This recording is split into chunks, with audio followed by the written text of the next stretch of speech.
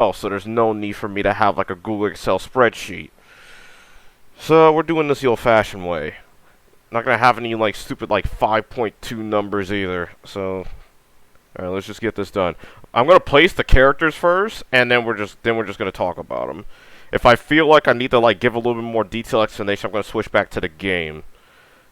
Alright, so let's see. Who's first? Uh, where the hell is he? Okay. Alright, so now...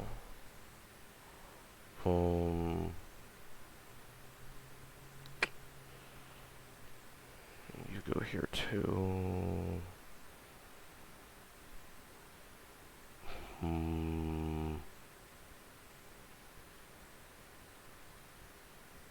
You're here.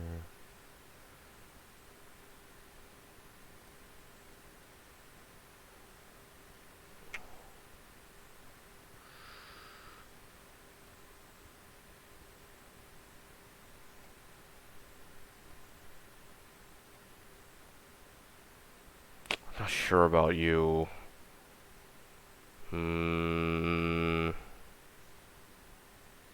Actually, yeah.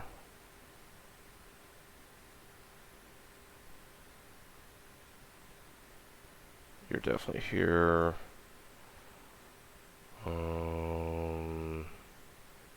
And you here.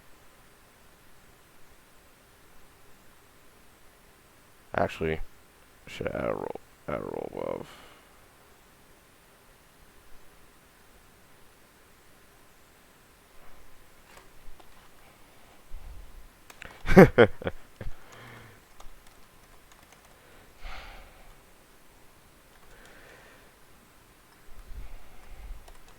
Had to.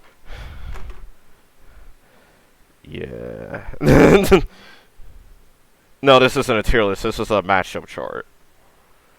So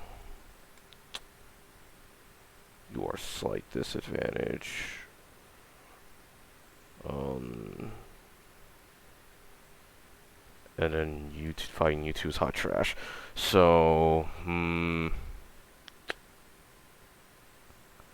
Charlotte explanation might be a little long. Percival, not so much. Swords, I'm probably going to need to explain just because no one really plays the character like that.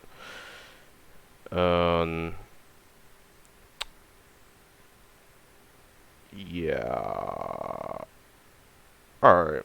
So, at the moment, I think this is what my matchup opinions look like for Voss.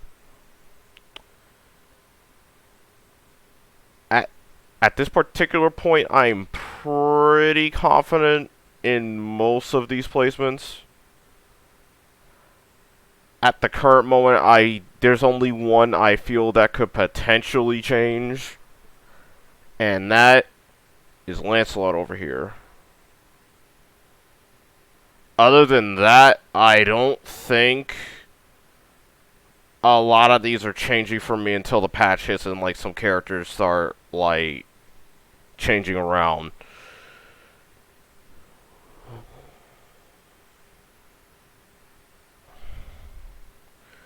But alright, let's take it from the top. So let's talk about Swords. Since Swords is a pretty rare character, I am probably going to explain this in-game. So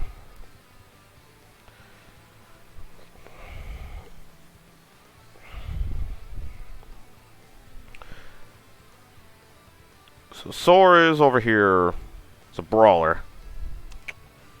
Actually, I should be the one... I should probably be the one controlling Swords.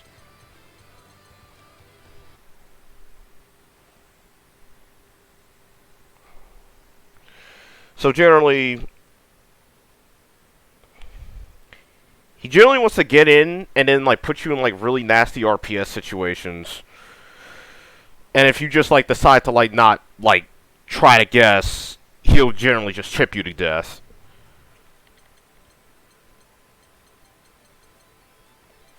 This chip is definitely not to be underestimated. Because, like, look at just blocking dash punch. That's a really sizable amount of chip. And then there's also this sizable chip, like all versions. And then like this, also a lot of chip. So when he gets in, he can generally like chip you to death so long as he can keep you guessing. Or if he gets you in a corner and he guesses right on making you mash. Because like, let me make him do this. Yeah, because like when he gets that, gets the counter hit.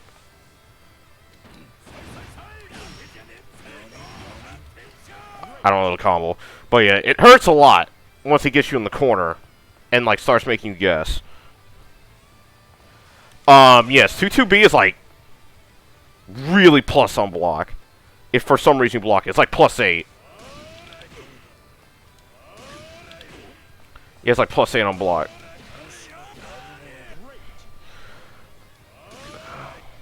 However, his neutral is pretty subpar. It was like decent buttons, but like the walk speed is kind of sus for how little range he has. Like same with the run speed. It's like his movement is pretty sus for like the range he has, and this comes up a lot in this matchup because Big Man swings Big Scythe, and not only does Big Man swing Big Scythe, but Big Man also has a lot of clash priority when swinging Big Scythe.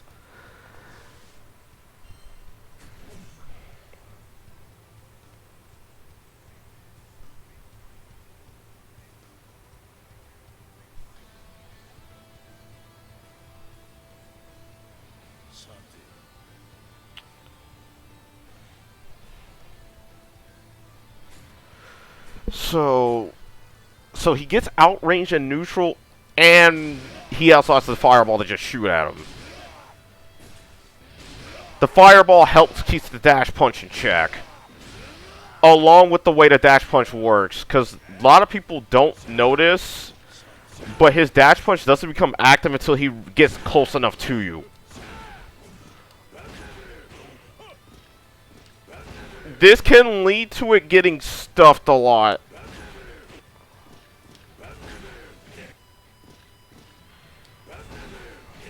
Yeah, this can lead to like the dash punch getting stuffed a lot.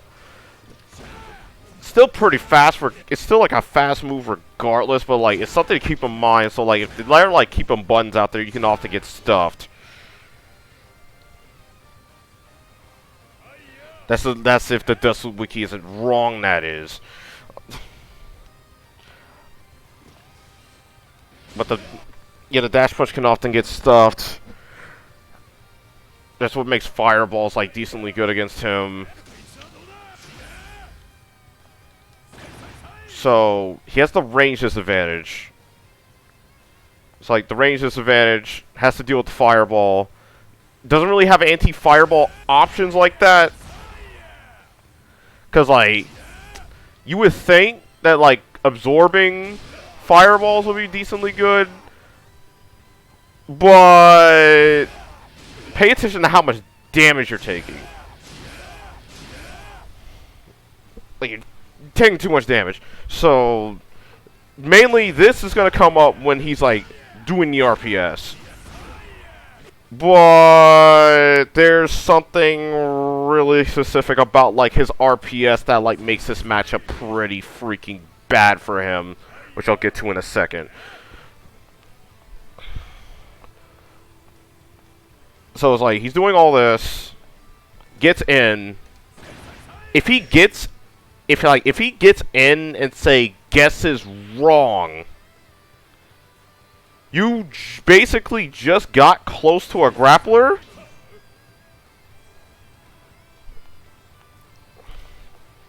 And now he's about to run command throw mix. Like, and you have no DP. So it's like... So it's like, he's dealing with all this, gets in, and now you can't afford to be wrong. However, if he for some reason has armor, all of a sudden, a lot of your options go out the window.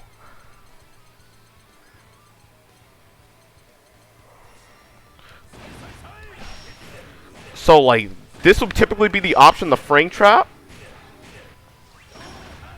And even from EX rapid punches, he can still armor it.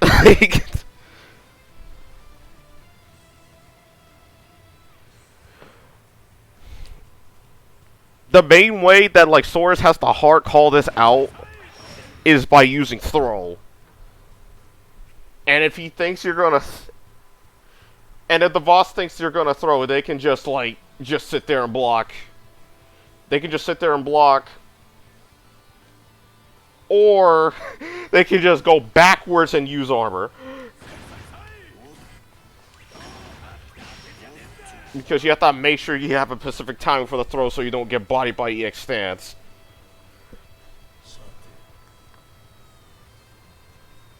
A whole lot of guessing for, like, really bad risk reward.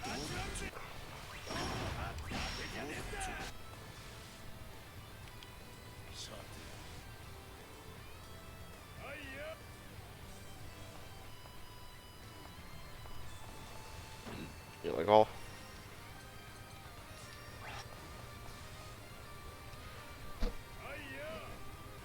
But yeah, dash punch is the same way. Like, a lot of the stuff that you would generally do that usually doesn't end up working out. However, if he does not have armor, it's still not too bad for him either, although he's like, he'll take the EX up kick like everybody else.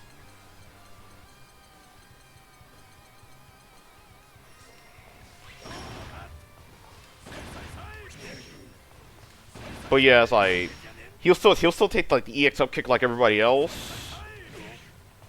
But like, Far L's crush properties really help. Also, his close L randomly crushes jabs.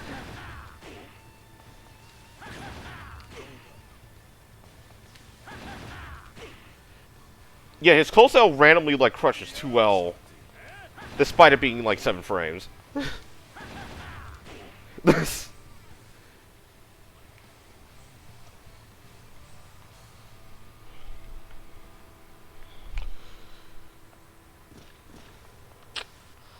So this though, but like he does have like a few good things, like the trait, if you're willing to take the damage, it's a decent reactionary option to tackle. That's if you're willing to take the damage.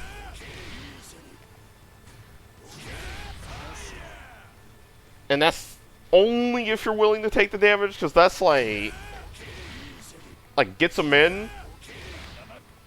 And like spot dodging can be a little bit risky, because if you flinch react.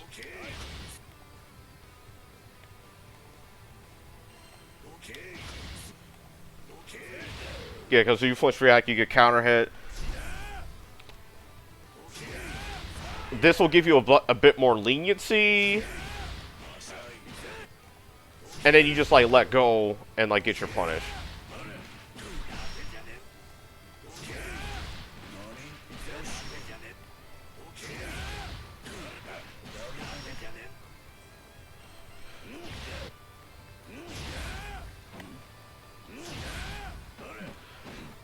You mainly get the punish on medium tackle, so you don't have to like deal with that mind game. But it looks like he's even.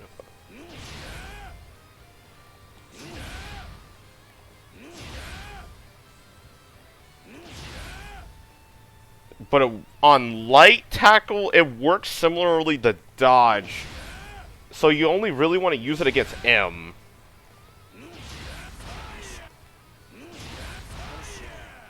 because this is basically the most you're getting.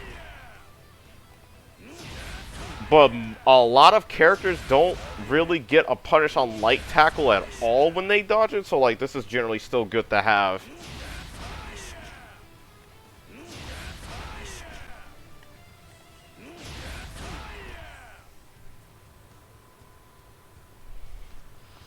But on defense, it does like jack shit.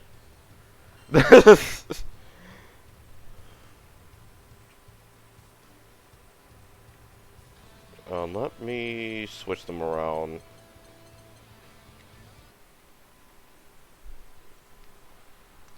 So, like, let's say...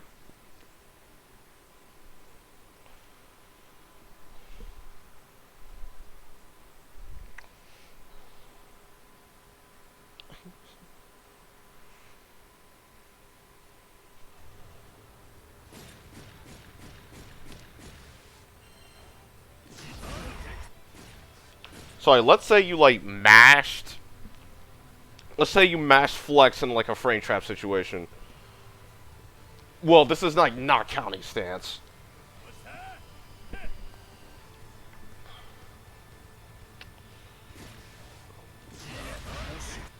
So, like... Because... Like, Vasaraga's, like, stand M is +3 on block. The same as his, like, close L. He can basically interchange the two, especially if you don't have a DP.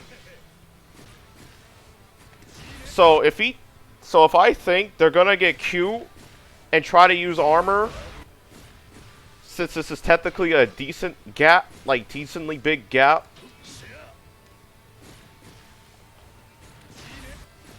it's like the gap's big enough for them to use the armor. I can use the extra hit stop since all of Vasaraga's normals have like a ton of hit stop on them, to just like use the answer of my choice. If I use close M, it's pretty reasonable to command throw him before the attack comes out if I like use the close M to make contact. But if I'm not confident, I can use armor instead.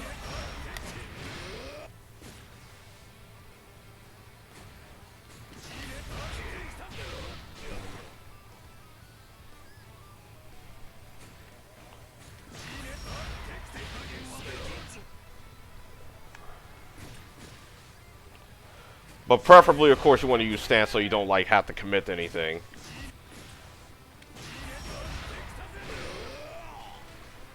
And then you effectively took around 3,000? I want to say 3,000 damage. Yeah, roughly 3,000 damage.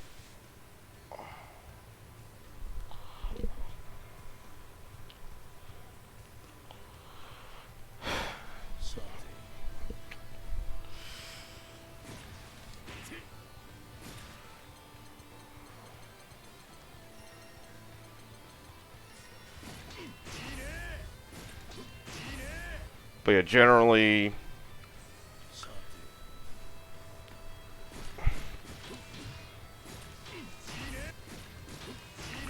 Yeah, since it's like frame free, he can typically try to do it. But this is why, if you're frame trapping swords, you want... If your character can allow it, use mediums. So you have more time to react.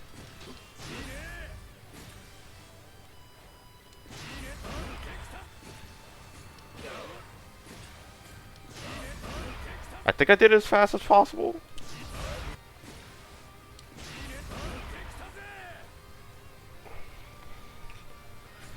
Yes, this Vaseraga can just like use his mediums and then block.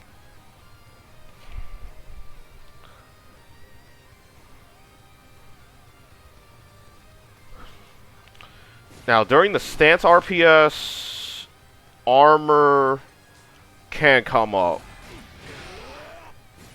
But this is like more of a net play thing.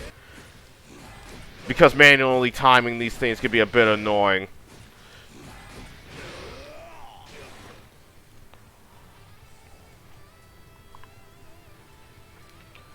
But like on that play, it can be a bit hard to like properly time the frame trap, so he can sometimes get the muscle fury out. If you try to do it on them while they're just keep walking, however, you're basically giving them free damage. Like, I literally just keep walking if I see it.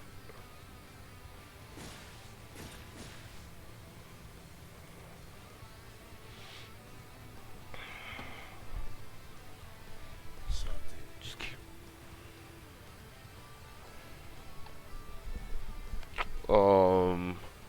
But when he has SSBA... changes a little bit. Mainly...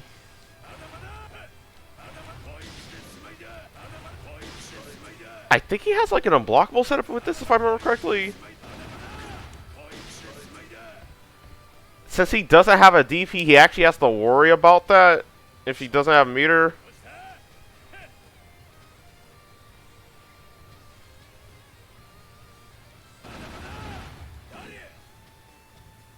So it's like something to keep in mind. But more importantly, the command throw. So having a super command throw is actually really good when you're in the stance situation, since it's like generally one of the hardest things to call out.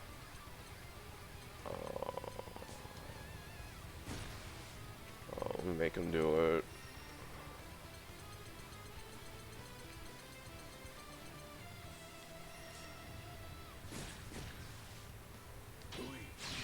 Yeah, there we go.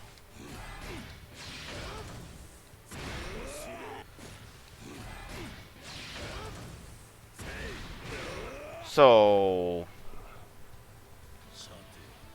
if I don't properly space myself, I'm taking a lot of damage. However, it looks like it does not have any invuln. Yeah, it doesn't. Dang. Wait, Soros, you suck.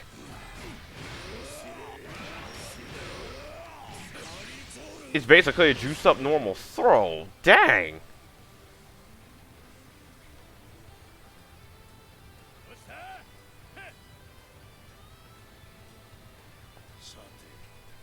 But yeah, it's like...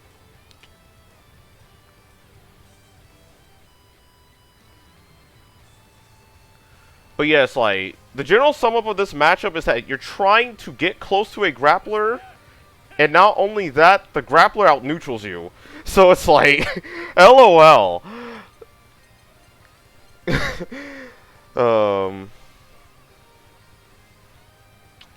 Since Tega got here a bit late, I don't think he saw the chart. This is what the chart looks like.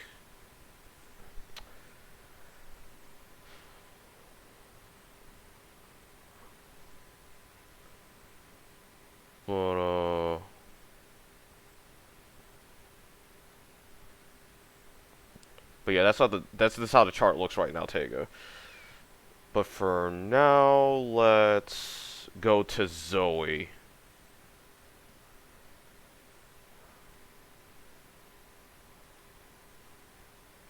So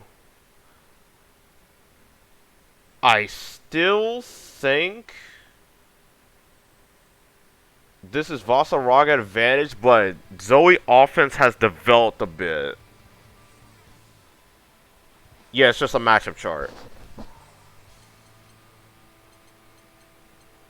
Yeah, Zoe offense has developed a bit, so it's not quite as easy as it was before.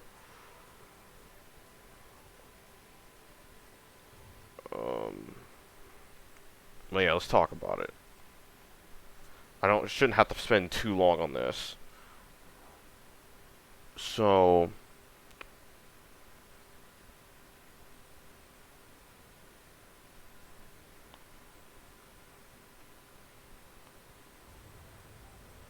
Yeah, for Zoe...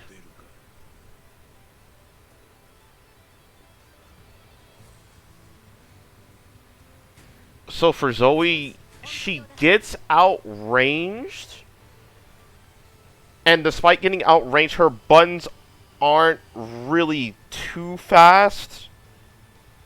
Because, like, her 5M, for example, is 9 frames. Now, this comes up a decent amount because Vasaraga's far L is 8 frames and it's medium. And it's a medium with a lot of active frames, so she's actually comparable speed to Vaseraga in terms of buttons. However, the 2M is 8 frames, so she often has to use this. However, unlike some other characters that doesn't quite go through, it will stop him from, like, mashing sweep, though.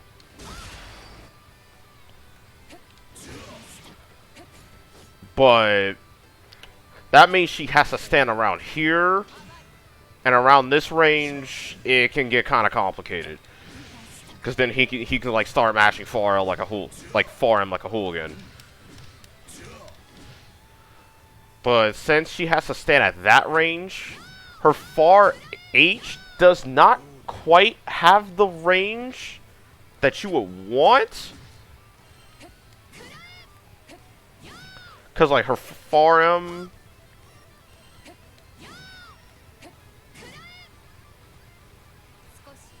Yeah, because, like, her far M is longer. So it's, like... Playing at this range can actually be very annoying. Because he's just, like, swinging all this priority around. And if he doesn't want to hang at this range, he has far H to use. He has far H and 2U.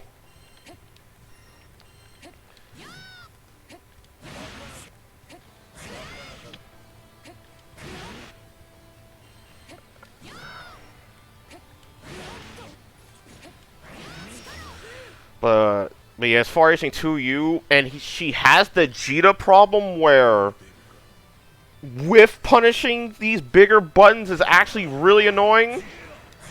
Particularly 2U.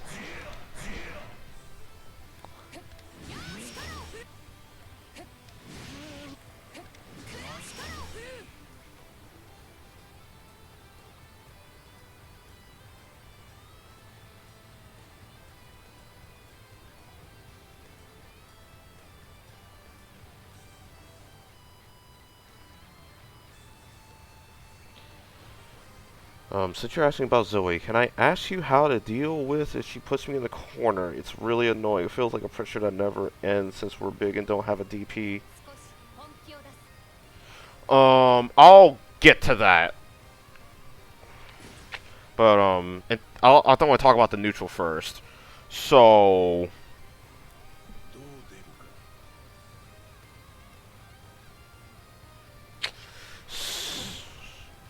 So, like, she has the Cheetah problem where she has, like, issues with punishing, like, long-range normals.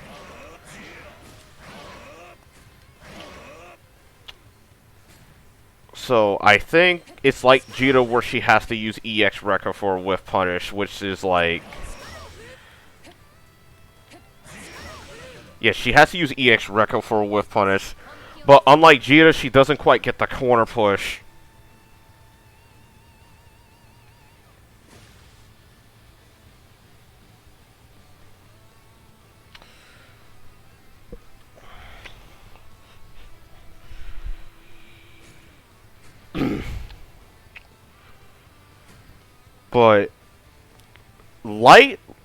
But generally, one big thing is that since she doesn't quite have like the really big forward advancing special move, like a tackle or a boot, Vaseraga gets an easier time getting armor, so she ends up having to play a lot more active than she would want. If she tries to charge Dragon herself, Vaseraga gets armor. This gets really, really bad. Because she does not have a consistent reactionary answer to armor.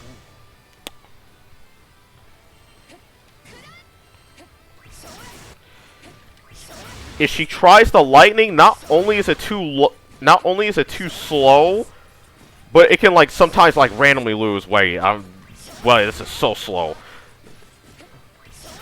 Yeah, depending on the move I use, it can, like, randomly still lose the armor. Like, I'm just walking through it.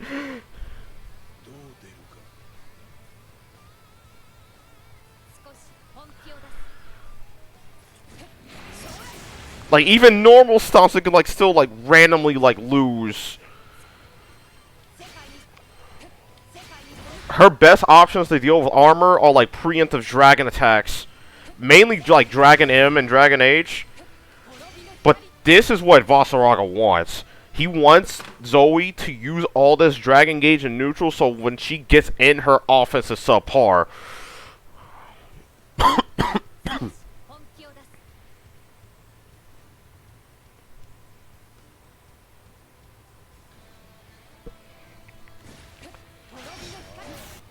Oh, let me do... So, like, Dragon M is an okay answer, but as you can see right here, if Vaseraga is not at a very specific range, it will not work. And on top of that, it's slow. So you can just randomly get freed up.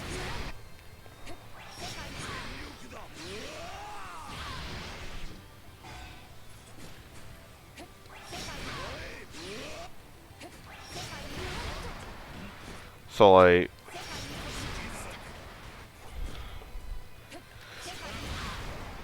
Or if I tackled 9 times out of 10, this move's not gonna work. Like... Wow, this move is mad slow. Jesus. There we go. Yeah, that's...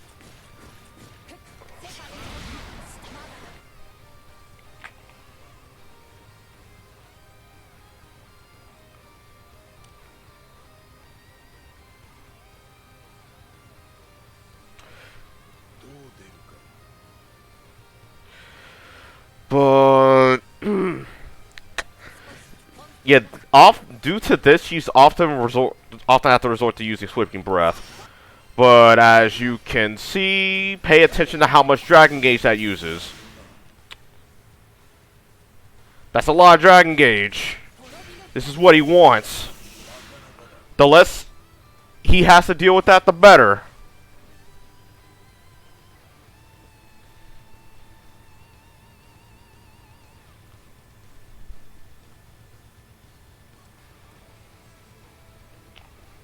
But, the risk of war on Air Lightning is also, like, pretty bad. Because you will often see, like, Diaphone and Apple doing this to anti-air bait me.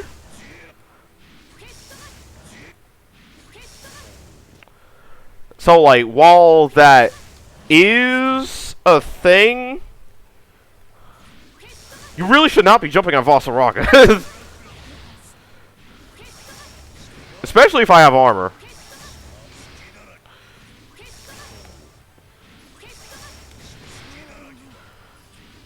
Because, like, dodge, and then he doesn't really have issues punishing this.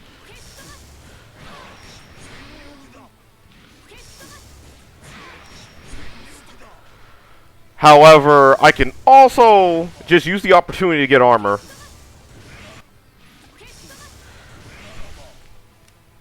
Because, like, anytime you're wrong on that, at best, I'll just only get armor, and then you're just like losing neutral. At worst, you're taking a 2U punish into like 50%.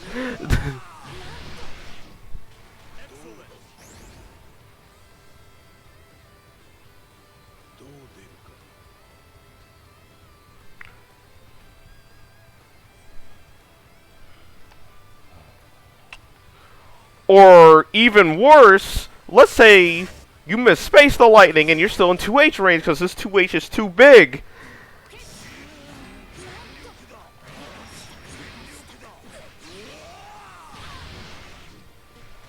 Dang, I didn't get cutscene, but...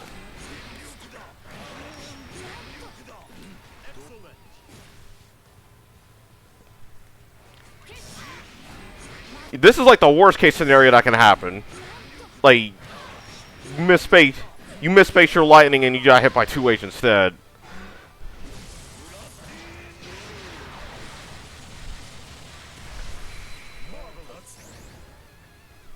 70%. Like, pretty much lost the round. Like,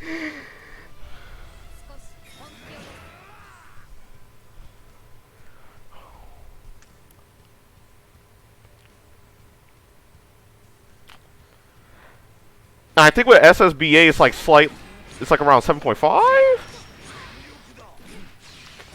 I don't think I'm close enough though. Yeah, I'm not close enough. I shouldn't be able to get SSBA though. Because you have to mess up really badly, like doing the lightning like way too close.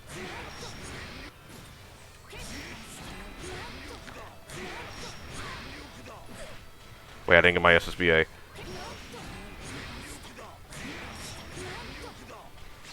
Why I'm dropping this combo. Yeah, I dropped it. Dang, I am being bad right now.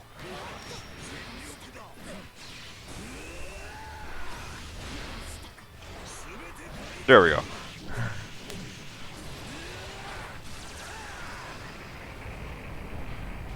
Yeah, like 7.4.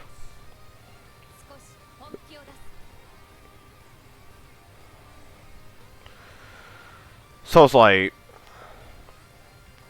the risk reward is like often not in her favor. And then there's like the Rekka offense. It's like a lot of it is like risk reward like being horrible for her. So it's like this is like a really common one. If they go for the low, oftentimes he gets far L in the EX stance, which is like a lot more damage than most characters get.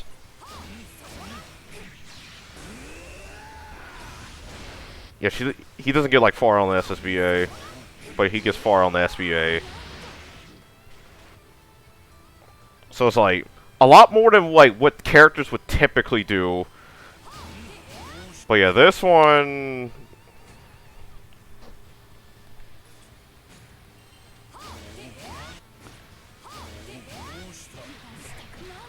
Yeah, this one he just like goes in the like. Yeah, he does like medium in the super, but I'm pretty sure everyone gets like a decent punish on that.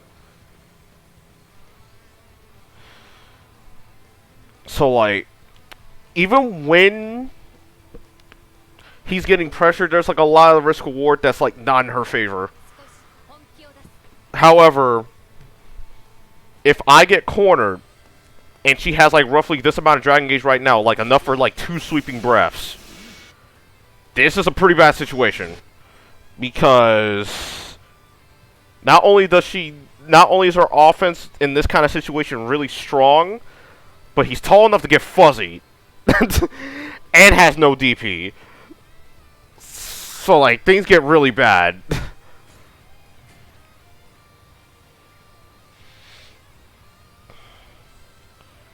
So if you get cornered, you mainly want to make sure that she does not have enough Dragon Gauge for 2 sweeping breaths.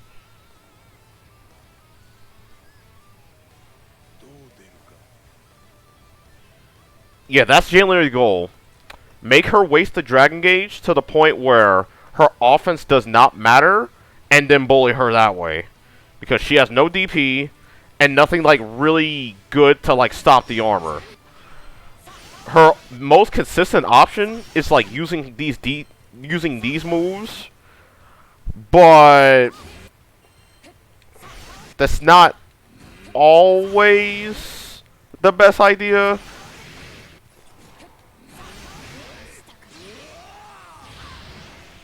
Because even though like particularly the L version is like really fast, right?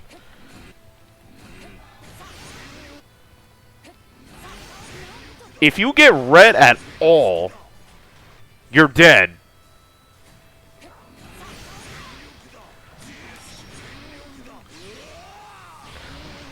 If you ever get red, you're dead.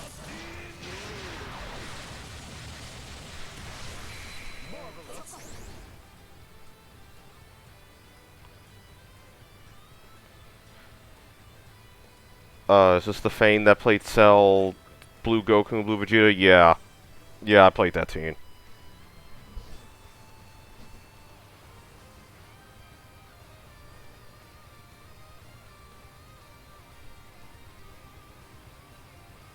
But yeah, generally, you want to abuse armor a lot, play the long game.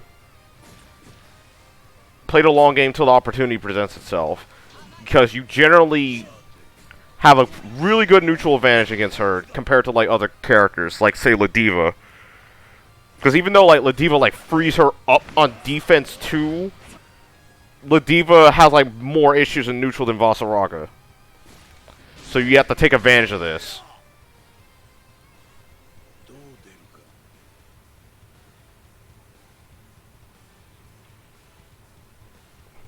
I don't think it's 6-4 in my favor anymore, but it's still enough of a mismatch to say that Vaseraga wins the matchup. Like their tools just don't interact well at all.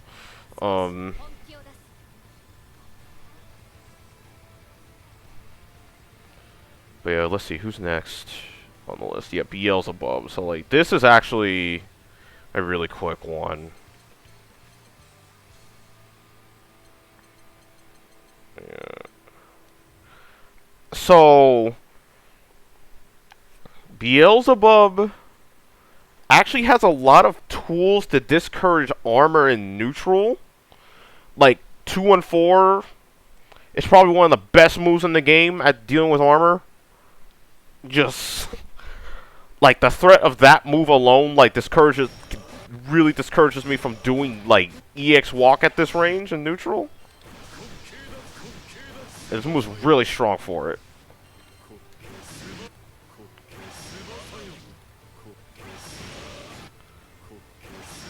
It generally won't lose unless I'm like way too close to him. And then the fireballs. Yeah, his fireballs are quite good. They can be a little annoying to deal with. However, like you're going to see a trend here.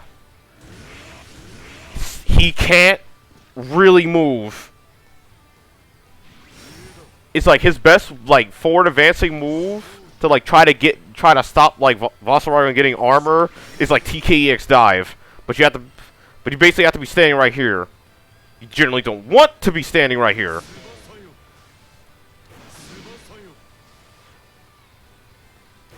You want to like be around here so you don't have to deal with the normals.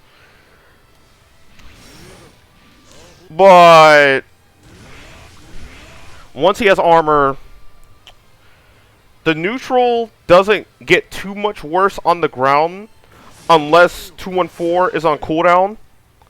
However, what does change is that Beelzebub no longer gets to jump. Like, all this hopping around, all that stops. Because as soon as your feet leave the ground, Vaseraga can go in the stance, on reaction, and start walking.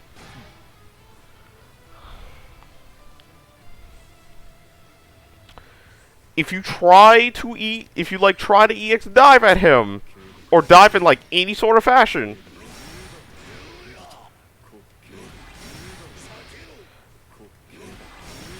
like if you try to jump at him, you're literally just either A, gonna get punished by a stance move, or B, be put in like a really nasty RPS situation. His defense against Vaseraga in particular is quite bad, and I'll get to that in a second. But the other option is that, let's say you jumped forward against Vaseraga for some random reason when he has armor. Charge 2H is broken against Beelzebub.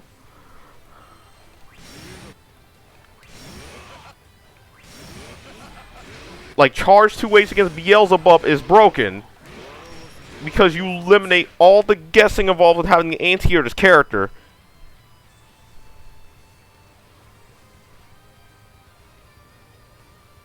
What I mean by RPS is like rock, paper, scissors. That generally, it makes your opponent basically your opponent has to guess.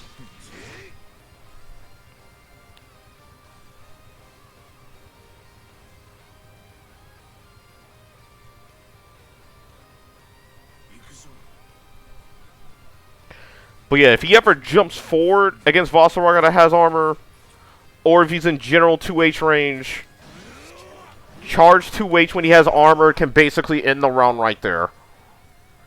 Even if it doesn't counter hit.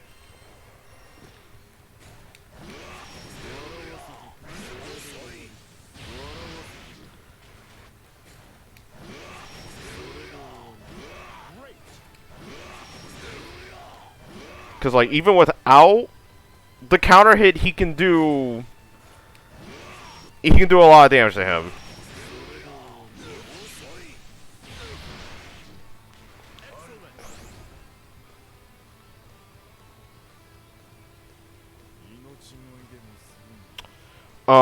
Pun, save that for later. Just remind me later when I'm done with the chart. If you stay that long, that is. But yeah, it's like...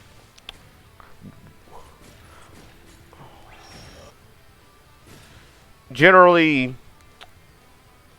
armor doesn't really lock out the ground options that Bubs has, but it locks out the air options, which is arguably more important. Because Bubs on the ground is not that strong, mainly due to the fact that he basically has the same walk speed as Vaseraga. Like, can't move.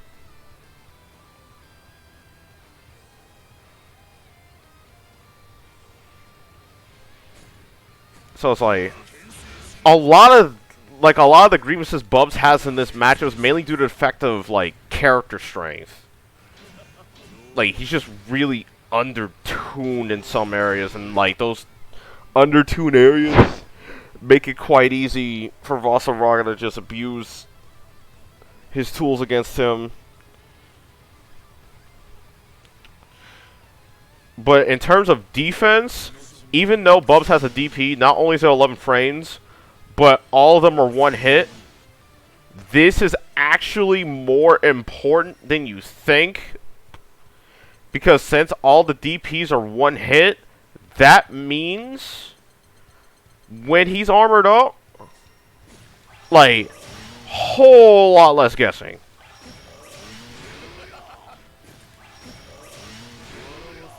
Like, I don't even have to really guess on the DP.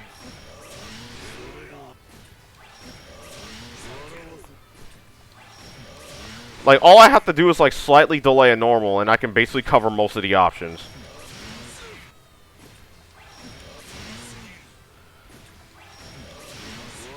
Sometimes, depending on my timing, I can get an even bigger punish. Like, it doesn't have to be EX stance either. Like,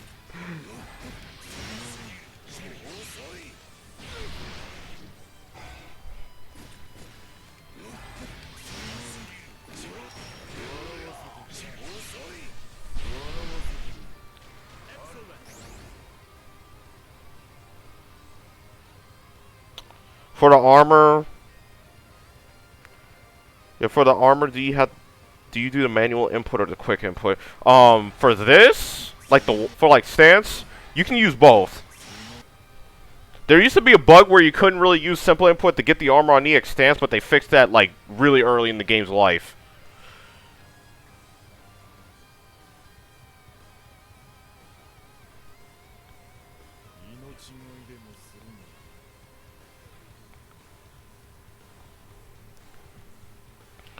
So it's like, since that's the way it is,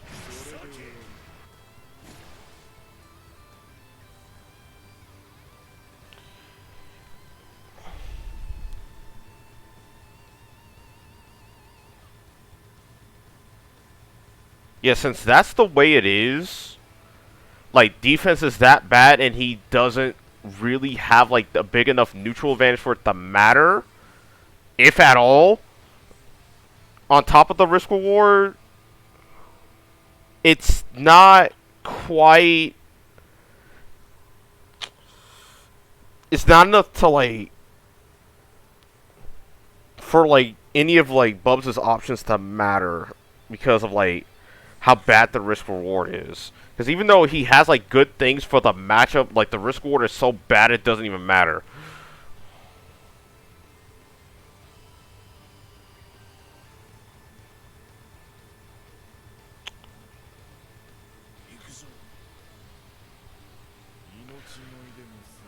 Let's see, who's next?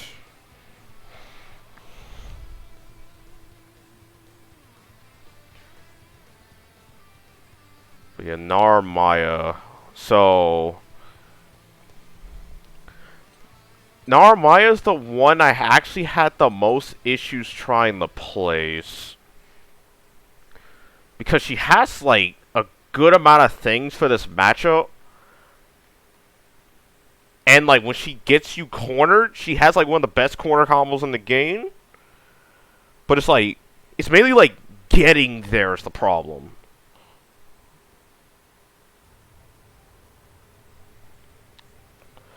So, because, like, this patch, a lot of good things came from Narmaya. Like, Far L, like, not being trash on block. Like, Kagura Far L not being trash on block. Setsuna's Hurt Box not being hot trash is, like, the really big one. Along with the 4L. And then another one that doesn't matter as much as like the Moonsault getting a better hurt box. This one doesn't really come up in this matchup in particular. And her DP's going farther forward. This one is actually worse for this matchup in particular, and I'll kind of get to that. But generally, she's like playing like the mid range. She gets out range, but luckily she's like decently quick. Like defensive stance normals are quite good. Like 5H is good, sweep's good. However, Vaseraga normals don't typically get low profiled. So the sweep doesn't come up for too many of his normals. Oh, sick. NLBC paid me now. I can get Tony Hawk later.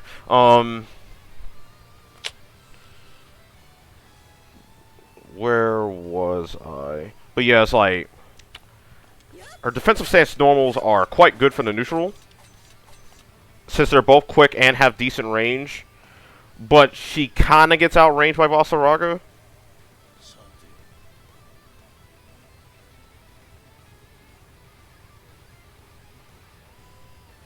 Like, this is like a similar thing to Zoe. It's like good range, but it's 9 frames. But if I remember correctly, Narmaya has better range. I mean, like, better walk speed. So, like, moving around the normals is easier for her. And then her far 8. And then her far H, even though it's, like, not too big of a range increase, she has the EX dash in defensive stance that allows her to transition into offensive stance moves, which makes her significantly better at whip punishment than some of the other characters that have problems with Vaseraga at the mid-range. So she doesn't have quite as much of a hard time. Although she can still have the hard time. Let me... Yes, because like Far H can make it a bit better for her to deal with 2U than other characters. I might need to put Narmaya on player 1 side so I can like do this accurately. Let me go and get Tony.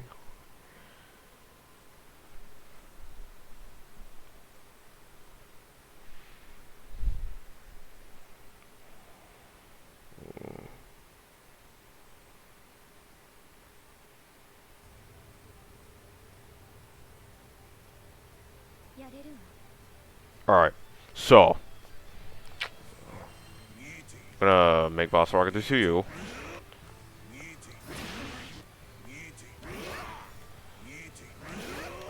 Dang, you really do not have a lot of time for this move.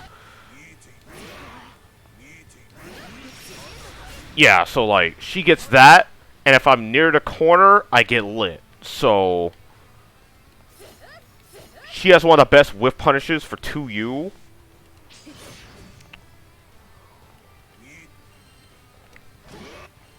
I think far H can be a little bit harder though because of the just how much range it has. Yeah, far H is a bit harder though. But she can still do it. It's just that if you're too focused on whiff punishing this, you're gonna start taking fireballs and like other things. So relying on that's not always the best, especially considering the fact that like he also has like far M. That's also like a really annoying button.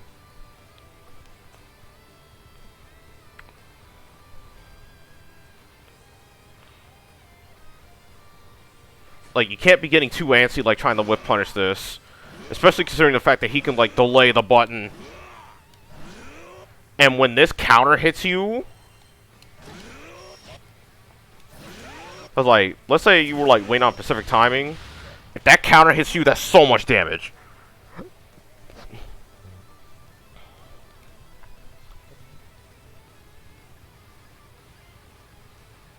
It's like, you have to be careful when you're, like, trying to do stuff like that. But... So, oftentimes due to this, she has to, like, use a lot of Setsuna. L Setsuna is actually... L and, like, H Setsuna are quite good. Because, like, L Setsuna is, like, faster than most average fireballs at 14 frames. And H, while it's like 15, you can like score a good knockdown. And it's plus on block. But as you can see though, it's not really... It's not doing that much to me considering the health difference.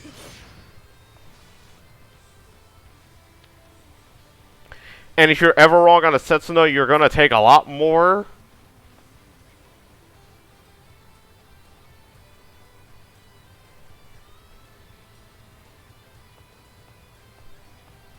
So, but the main problems with this matchup and why I think it's like slight disadvantage is that while she has options to deny the armor, once he has the armor, things get really bad. Because her options at this point get really limited. Because, like, that single hit... So, like, there's too big of a gaps in between the hits of, like, the EX slashes, so he can actually react. So he can actually react to it, and, like, best case scenario for you, just only hit you with stance U. Worst case scenario, you get hit by stance H and probably lose the round.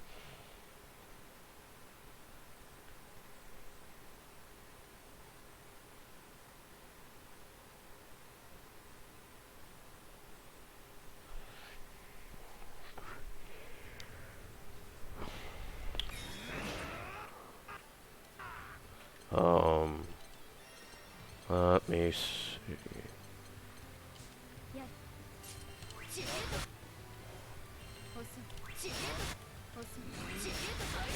Like, best case scenario, you only take a stance U, which is only like 2,000 damage. But worst case scenario is that you take the whole combo. And since you're basically going into my body, I can basically get almost anything I want.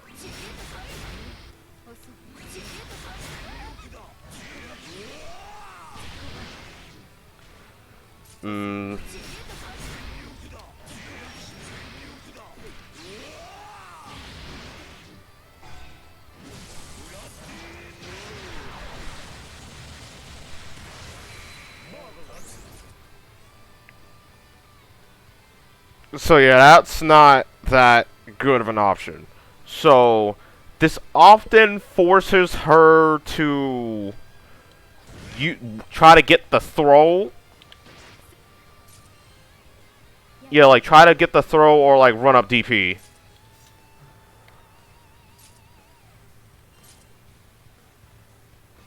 Oh, let me change stances. Not free flutter DP, because free flutter DP is like a counter that doesn't even break through armor.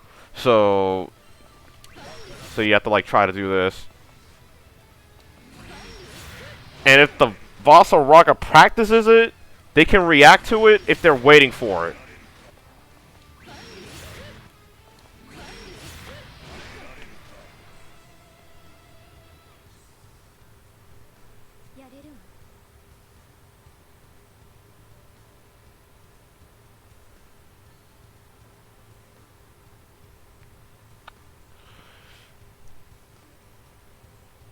I don't get why most Vaseragas don't learn how to do that.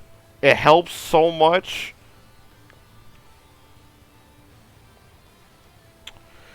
It's not the easiest thing to do because you have to because you do have to like react pretty fast. So you generally need to be like keeping an eye out for it. So like the guessing game I'm dealing with this is actually pretty rough. It's rough to the point where like I'll often like whenever I get these knockdowns, I'll just forfeit the pressure and just get armor instead because having that leverage is literally that strong against her.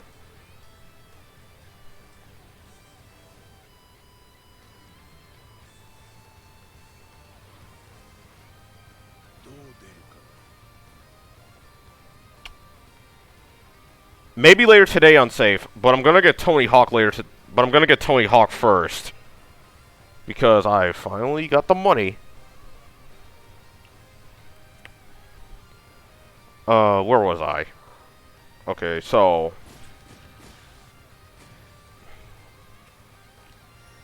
when Narmaya gets put on defense, luckily. In defensive stance, she does not have a 5-frame normal, which means on a lot of these command throw situations, she actually can't really mash.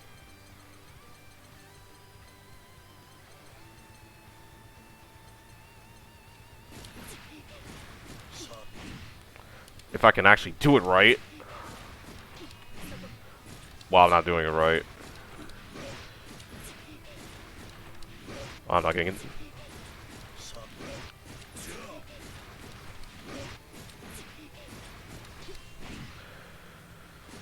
Yeah, no. But yeah, since she has the 5-frame, it's like hard to match on like the command throw situations.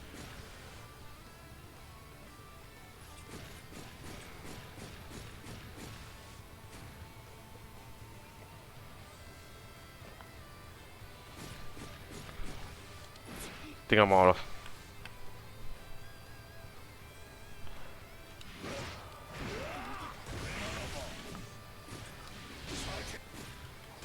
Let's see.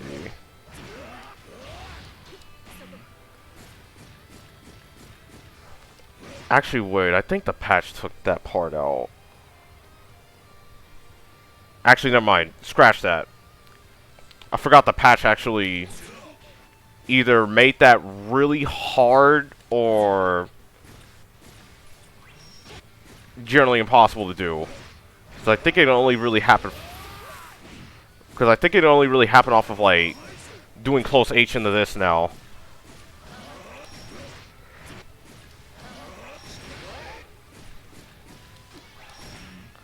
Yeah, it only really happens. Yeah, it only really happens now for close H.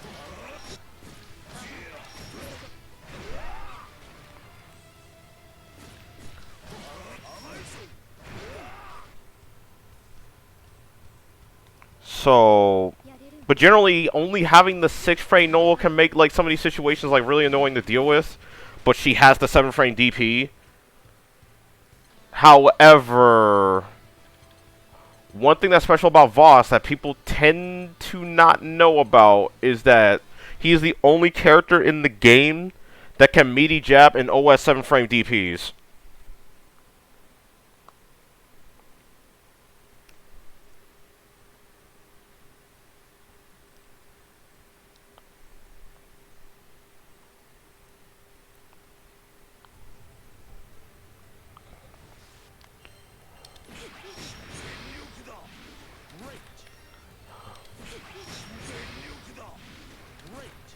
Wait, am I too used to online?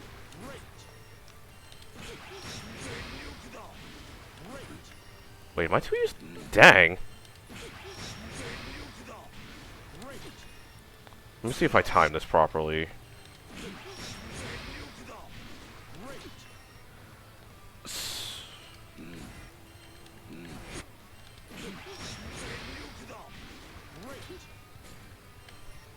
Wow, I didn't record. Ah. Bro.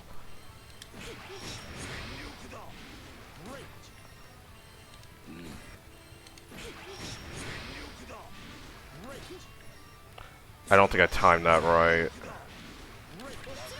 Yeah, I didn't time that right.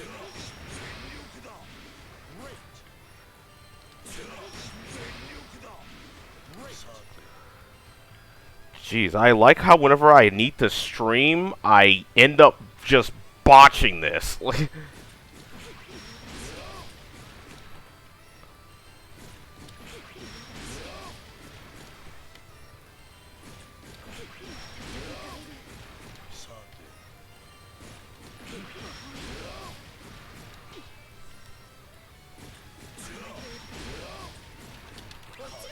Yeah, there we go.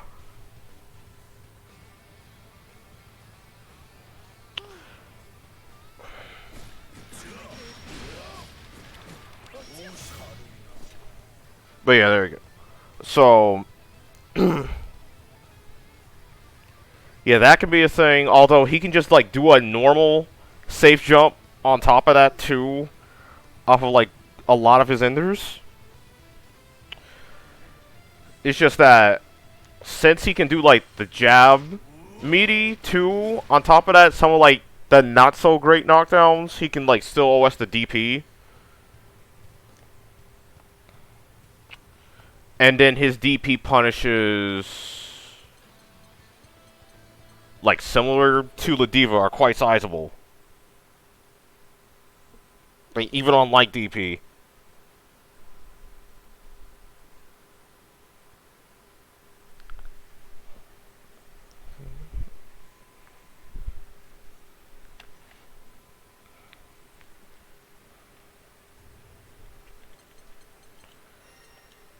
Yeah, because I think this is like a combo I was like messing with recently.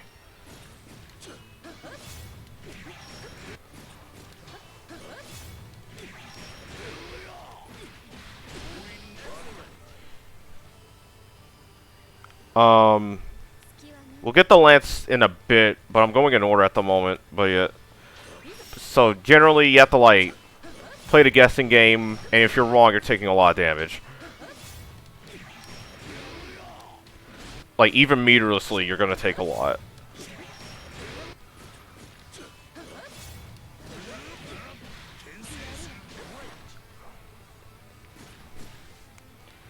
And then after said combo, he's generally going to get armor. Unless he, like, for some reason doesn't have, like, any cooldowns at all.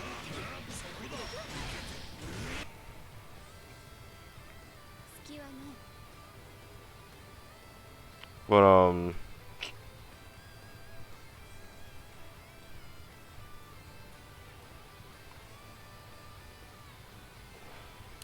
But then when Narmaya, like, gets him in the corner, it can be, like, a similar deal. Because, like, no 5-frame, no DP. She probably has one of the best throw bait moves in the game. Which is with, like, this thing.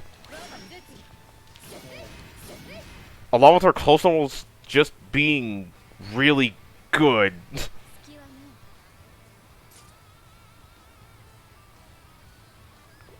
particularly while in Kagura. Like, this close H is actually mad good.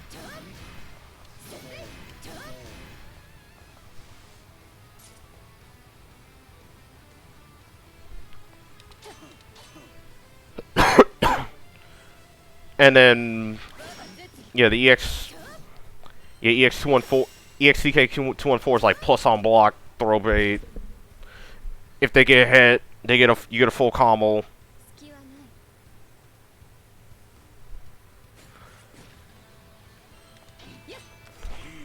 does like okay chip with Setsuna, but you have to like risk medium Setsuna when in this situation, because if you do light Setsuna from too close, he'll get the punish.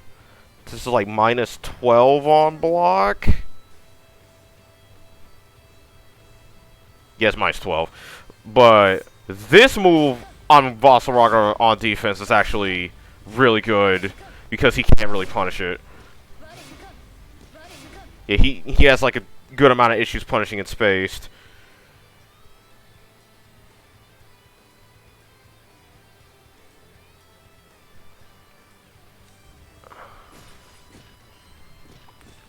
It's like minus, yeah, it's like minus 6 on block.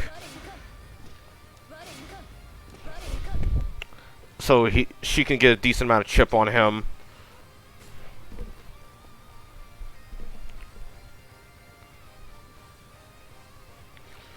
So this could be even, but right now I don't particularly feel that way.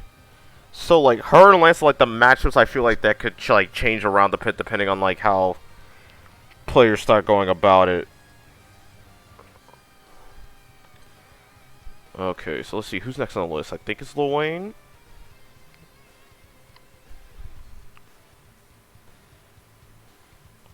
But yeah, I feel like it's like slight Vaseraga favor just mainly due to the fact that like armor has like such a big, it like makes such a big difference in that matchup, along with the fact that like the range issues can come up. But yeah, next is Gran. Yo, Gran. So Sky Realm Adventurer.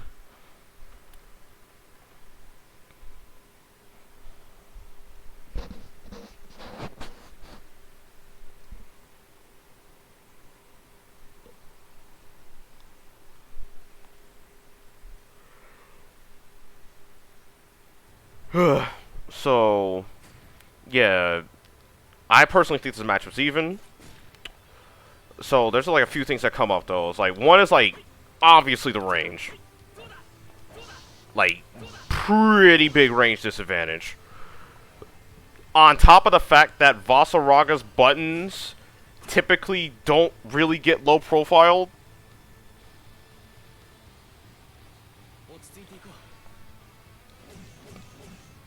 Because, like, the only one that can really get low profiled is the far L. But you need to be generally really close.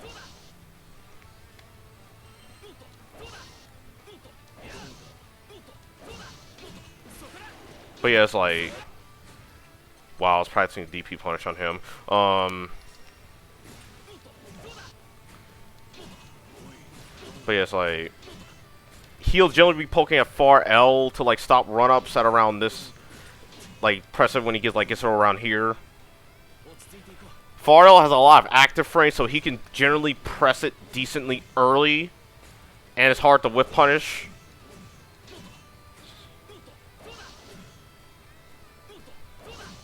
So like,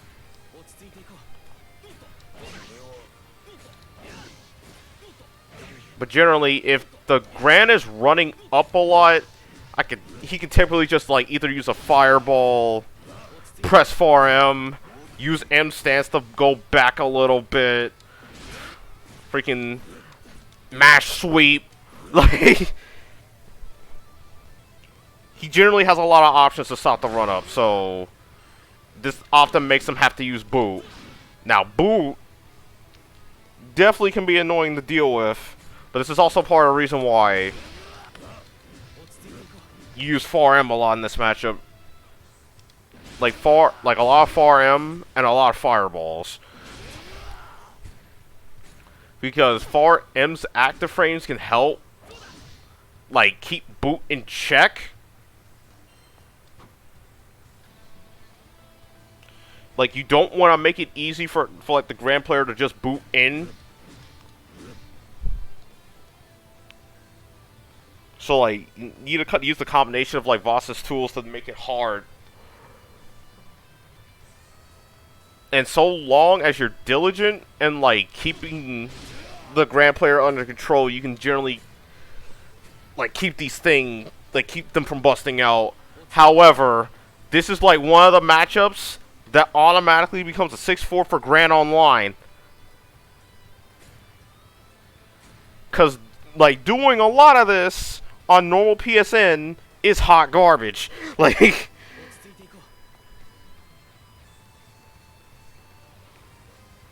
And even on PSP, seeing that play, that's not Parsec. Like, doing a lot of this, keeping all this in check, is hot garbage.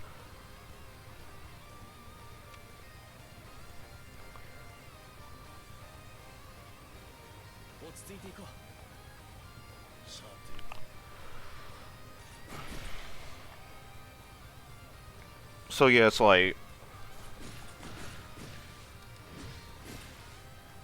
So the neutral is, all things considered, roughly even. Because Grant has like the 3-hitting EX Fireball that can help keep armor moves in check. However, if you're wrong on the Fireball and then it like, just goes on cooldown, all of a sudden I get to go ham. Like, I get to shoot as many fireballs as I want to chip you out. I can stance in. I can like use armor stance to just get in, force a guess.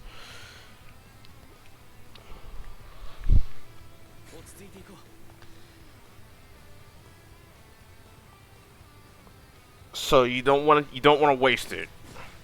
And then boot is like a similar story. If you don't have boot, I'm probably just gonna armor up if I'm standing like this far away.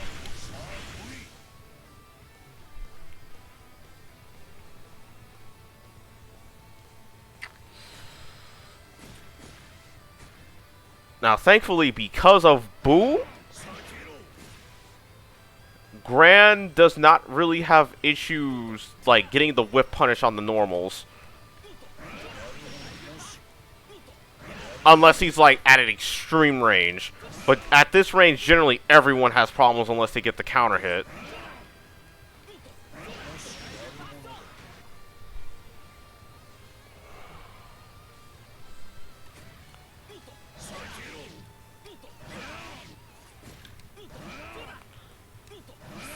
But yeah, generally, at these extreme ranges, generally everyone has trouble getting the whiff punish. But Grant has a better time than most. There's only like one or two characters that like at this range generally do not have issues getting whiff punishes. And that's like Cat and Fairy. Fairy's kind of cheating though, because that's just like different type of character. And like Cat, I'll get the Cat.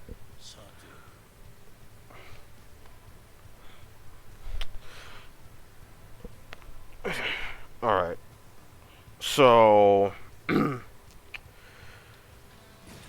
a lot of this matchup is like very volatile due to the amount of damage both of these characters do. So it's like... Grant has like the good defensive options. Like, has like the 7-frame DP, has the 5-frame jab. EX Fireball deal with stance and deal with stance and neutral, but outside of like that, his EX DP is like decently good at dealing with armor as well. However, it's Vaseraga. If you're wrong, you're gonna feel it when you're wrong. Like if he blocks that DP, like even that light DP, you're taking a lot of damage.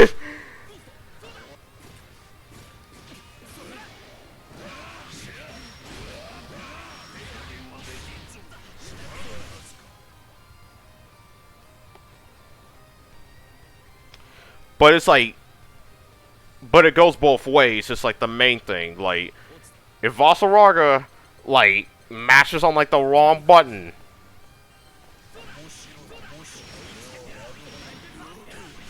I'm not even doing an optimal combo, like...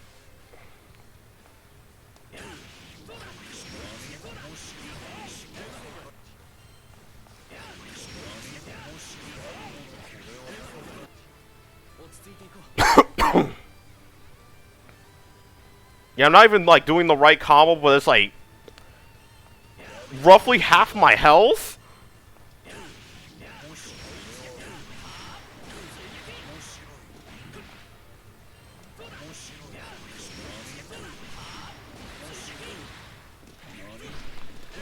Yeah, it's, like, roughly half my health? Like...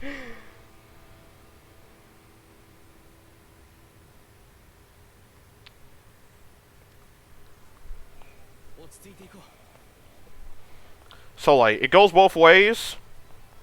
If either side gets called out, the other side's going to do massive damage. But both don't... Neither side really has, like, really oppressive tools that, like, overpowers the other. Which is why I think it's even. It's just, like, a very volatile matchup.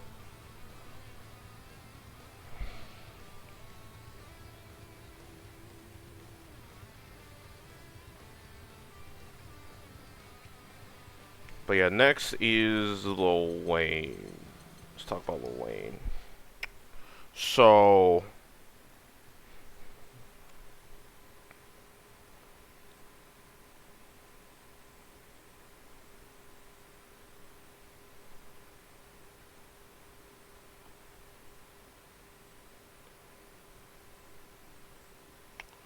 But I'm going to keep this explanation nice and short. So, generally, Lane's pretty bad. All that stuff. However, this character is really good at running away. Because of Vasaraga's mobility, this can actually be decently annoying. Because this character just gets to eat, gets to eat. So, like, he gets to eat a lot more in this matchup due to mobility.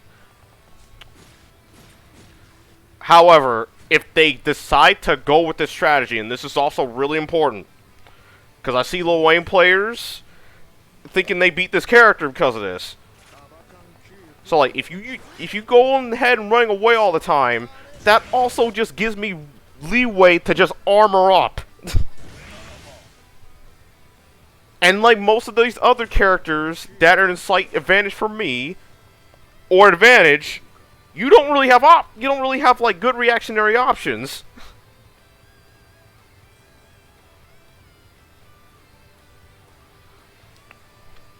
Like all of your good options for armor have a lot of startup.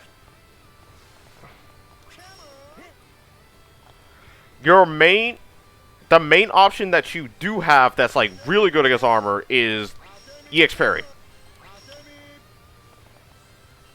Like this is the good option. Like EX parry is like randomly mad good against armor because it actually because the fall ignores armor.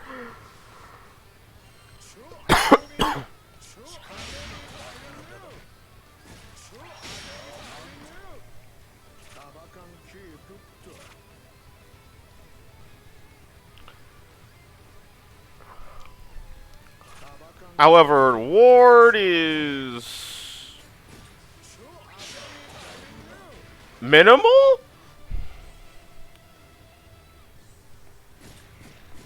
But it's a good option to have. But because it's a parry, this can like randomly lead to like him getting freed up.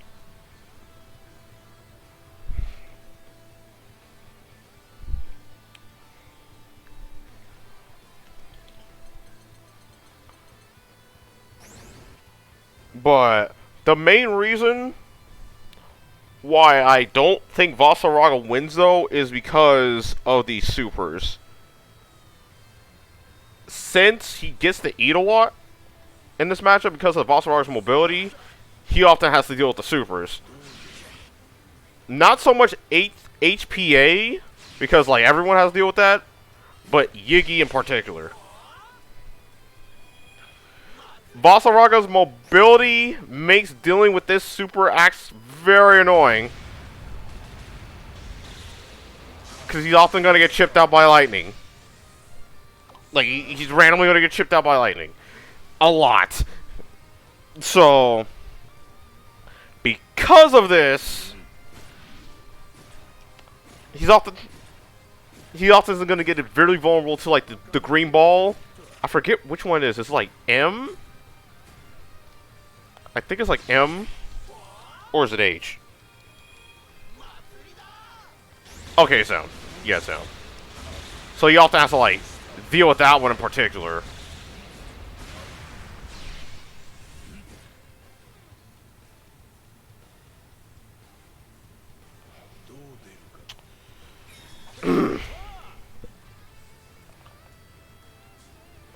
So, my general strategy on dealing with that super is that I'll generally jump and take the ball and take like the green balls that they shoot.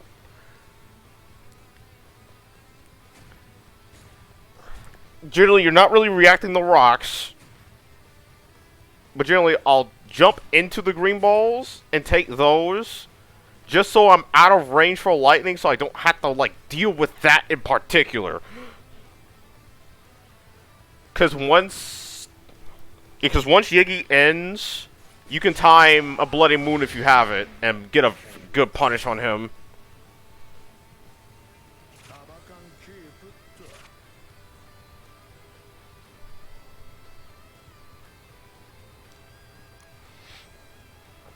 When it comes to HPA, I have a slightly different strategy. If they do it without a setup, and I don't have to block the first mix-up, I generally will just trade damage.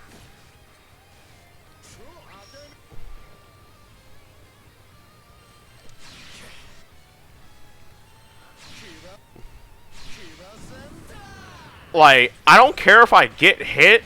So long as I don't get hit by the low, I don't care. I'll just, if they don't do a setup, so I don't have to actually, like, block the first mix-up, I'll just trade damage.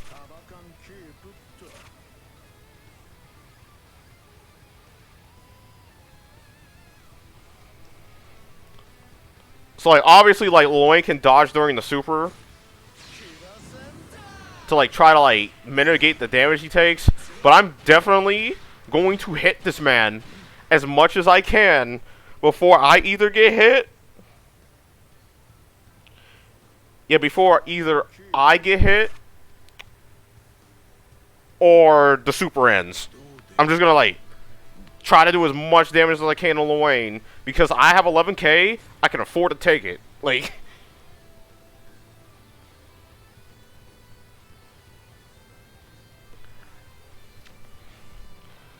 unless I'm in a situation where I'm about to die,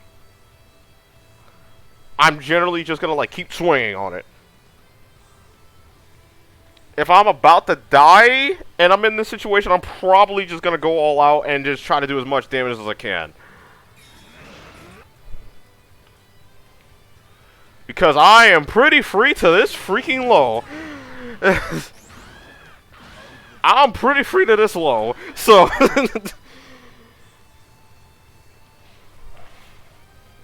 yeah. But when Voss gets in... the parry...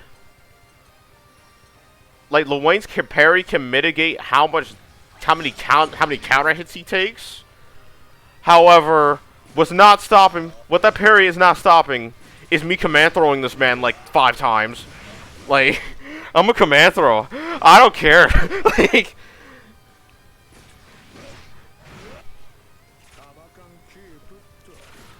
like I can just do the normal offense and just command throw you all day. I really do not care.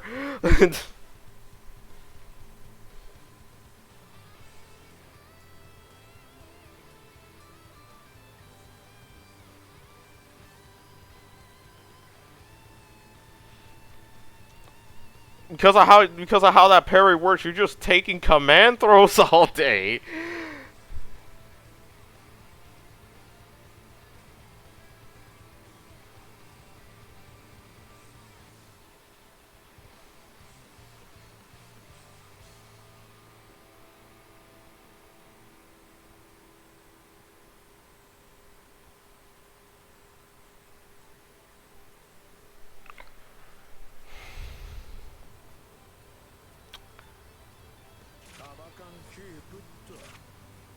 The, yeah, it's mainly even due to the supers and the parry randomly being really good against him. Otherwise, I would say that Vaseraga, like, busts his ass.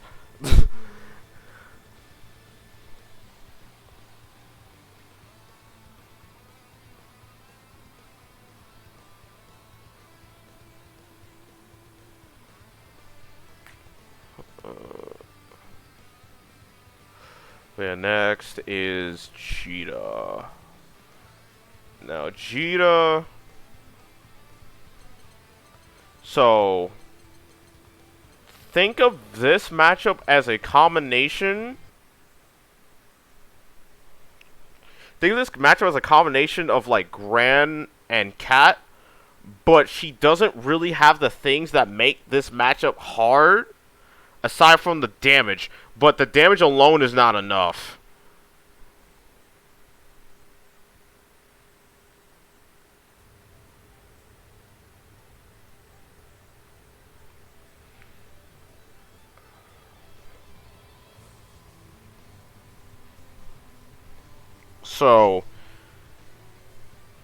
So she has more range than Gran, but not as much as Cat. So it's not really enough to like give Vaseraga issues in the neutral, button wise.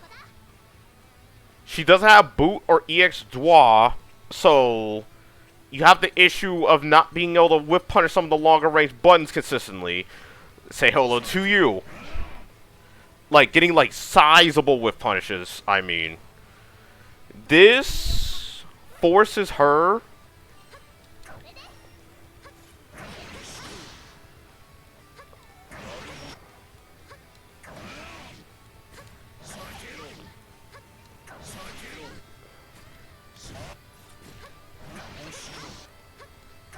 But yeah, this forces her to like get closer more so than average, but it also forces her to use EX Rekka for more consistent whip punishes.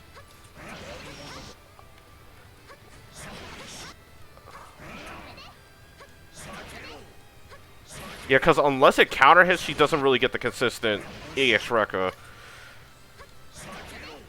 Wait, his hurt box disappears so fast. Wait, does it really just not hit that low? Dang, she has a harder time than Zoe. Dang, she has to like counter poke it. Ugh.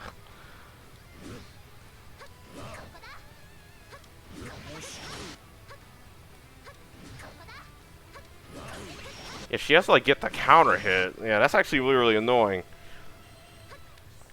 So that forces her to like use EX Rekka with punish.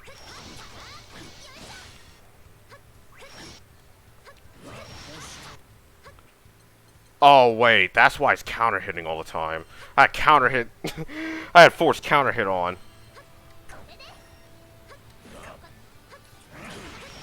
Yeah, cause like.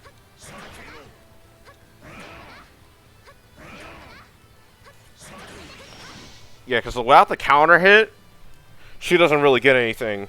So, she has to use EX Rekka with punish these longer range buttons.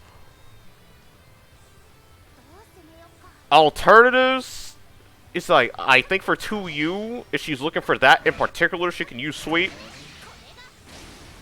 But she still doesn't get anything.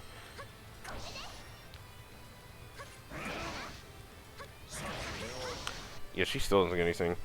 At least with Sweep, she gets the knockdown.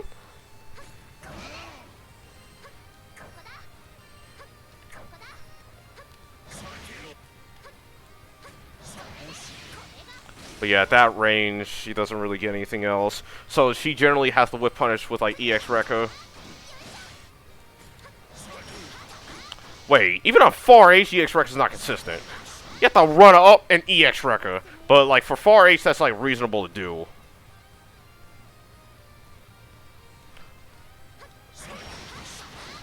But yeah, she has to use EX Rekka to whip punish.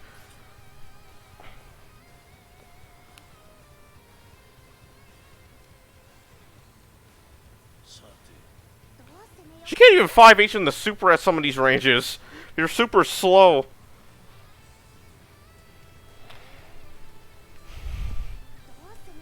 But yeah, it's like, with this in mind, EX Rekka in this matchup is probably her most important cooldown whenever armor is not in play.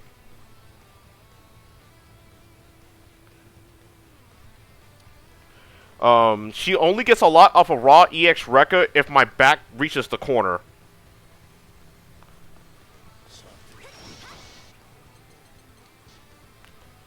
If you reach the corner, like if you properly reach the corner by the second Rekka, you get a full combo.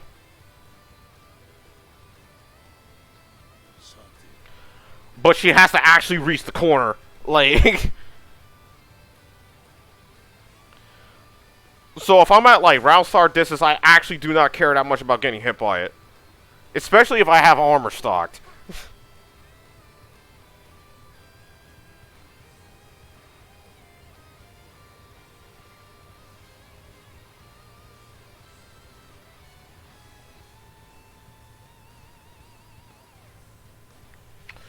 So, it's like, you have to deal with this. So, she does not have boot or dual like them. So, like, along with the whip punish issues, that also makes it harder for her to stop the armor. Because even, like, using, like, charge EX Fireball, for example. If I think you were going to charge the Fireball, I can use that opportunity to get armor. EX Fireball in particular is really slow. It's like really slow moving. So long as that icon pops up, when I press 5U and I get the armor, I don't care if I get hit.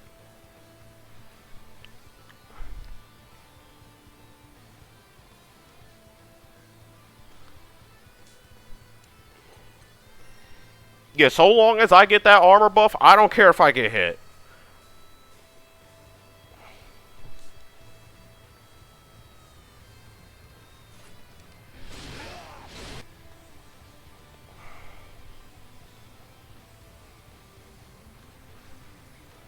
But for... Because, like, getting hit by... Being wrong and getting hit by, like, a normal fireball instead of a charged one is, like, whatever. Like, getting counter hit by a charged fireball can be a problem if I don't get the buff. But, otherwise, if I get the buff, I don't care. Like... And then... If they try to, like, force on you with, like, charged EX fireball and start running up, it's like, you can, like, make the guessing game happen if you have armor.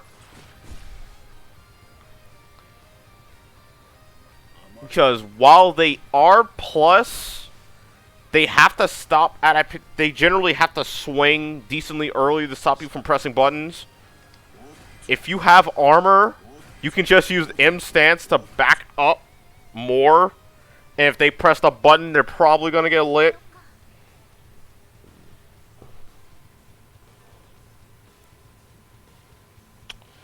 So this forces them to try to run up more and try to use, like, anti-armor answers. But at that point, you can just, like, start pressing buttons yourself.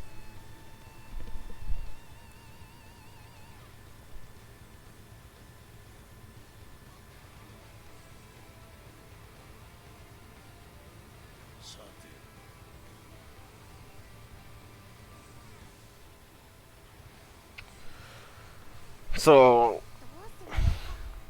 she doesn't get a lot of these things for free. On defense, it's like... it's basically the same as Gran.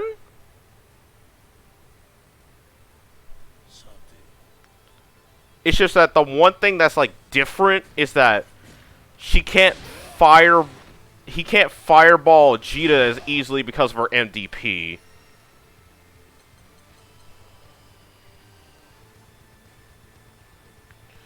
Because her MDP is, like, similar to, like, Percival DP. And her EXDP is like a slightly more, is like a bit more annoying to get max damage on because of how far she moves forward.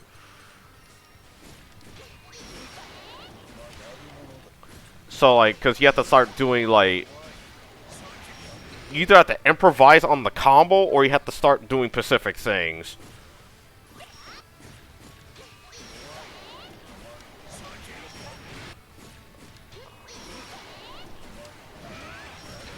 So generally, on Gran you generally don't have to do the dodge. On Cheetah it's actually recommended to do the dodge so you get more consistent timing on the punish. Otherwise the timing is really annoying.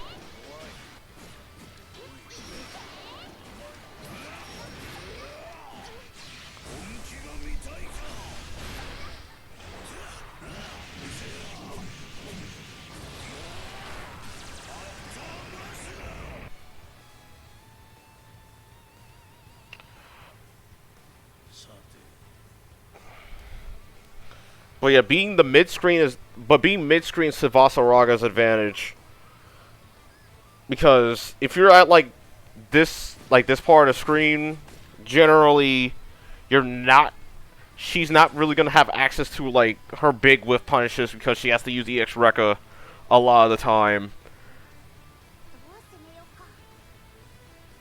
And you have like a lot more freedom to use the buttons or like just play the fire and just play the neutral out. So, when people say Cheetah does better in this matchup than, say, Cat, I start scratching my head. Like, you can't have this many issues against Voss and expect to do fine.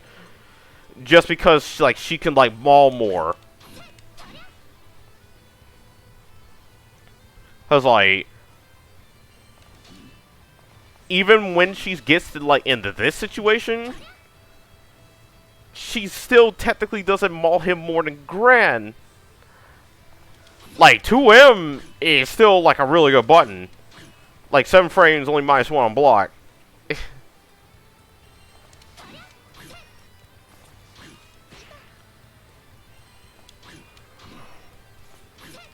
But he doesn't really have issues dealing with it.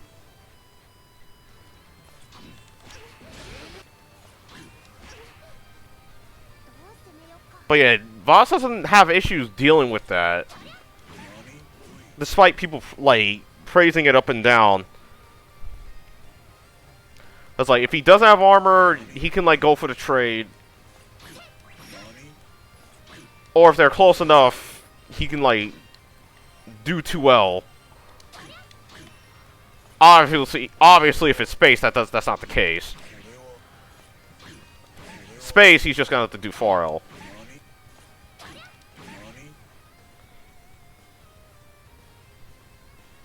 If he has armor, however, not only can he, like, do the far answer, but he can also just, like, mash armor and make you have to make a decision.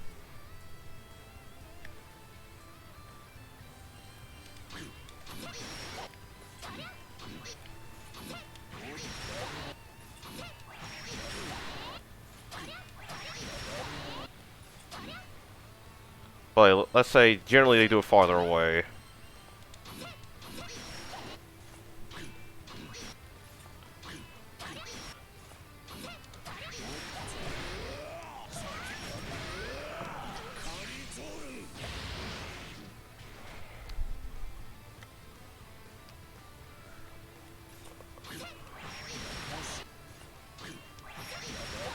But yeah, if he does EX, if you react in time, you can EX DP.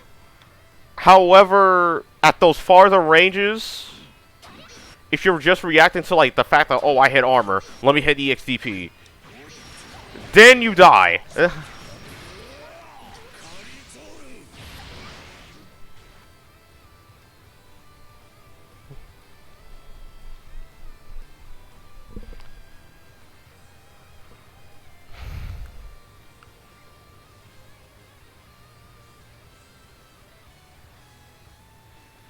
So it's like, with armor and these situations where, like, people try to get Q and, like, hit a lot of 2M, he can force guessing situations.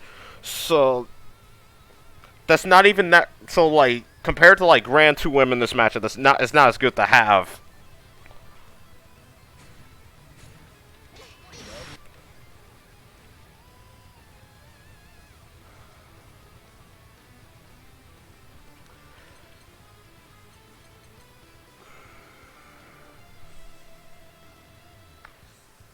So let's see. Was there one more thing? Oh wait, this is actually one thing I forgot about. Like, so none of her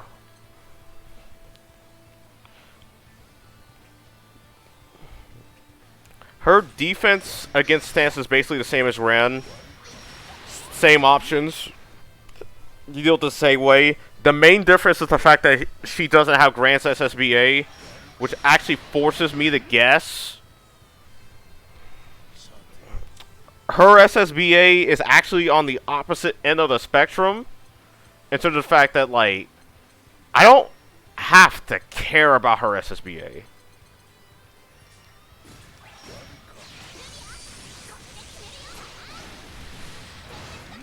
Because if she tries to SSBA me and she's wrong, not only can I just react to it if I didn't do anything, but I also just like get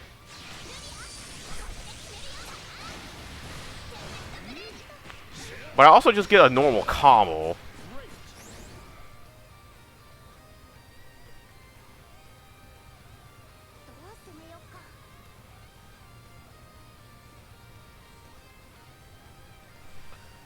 So she has like the similar thing that Matera has, where you just get like freed up in one of the worst ways possible. There are very few characters I think that get like freed up worse than that, unless it's like her doing like her SBA.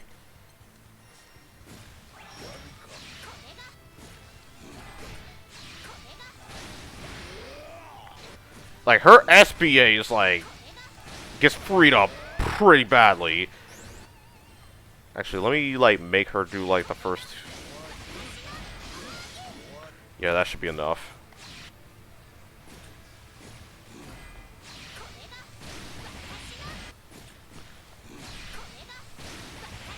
Now, obviously, if you're dealing with this, make sure you pay attention to her hair. But if you don't feel like dealing with the guessing, obviously you just get 2U. You just get stance U.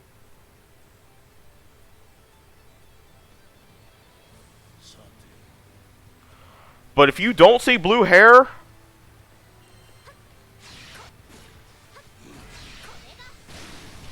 yeah, if you do not see blue hair, you just hit H if you're walking.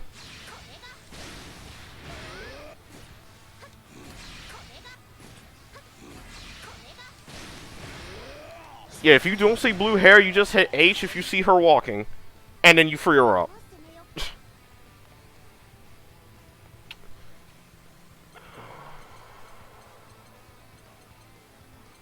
Oh, no.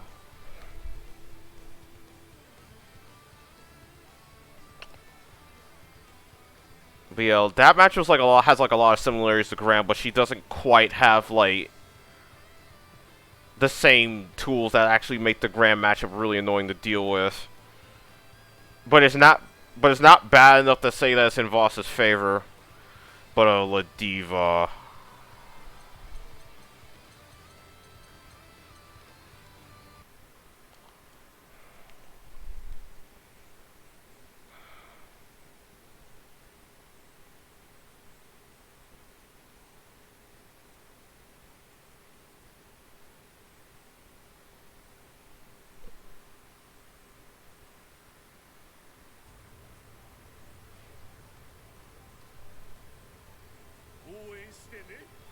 Alright, I can sum this up really fast. Playing 2 grapplers, both don't have DPs, both don't have 6 frame normals. I mean, both don't have 5 frame normals. Blech, words. However, well, Diva gets command thrown. Unless she gets cornered, it doesn't get too bad. However, Voss has a pretty sizable neutral advantage. Because not only does she get outrange, she has no good answers for armor and neutral. Like, armor and neutral against her is really potent. However, if Diva ever gets in,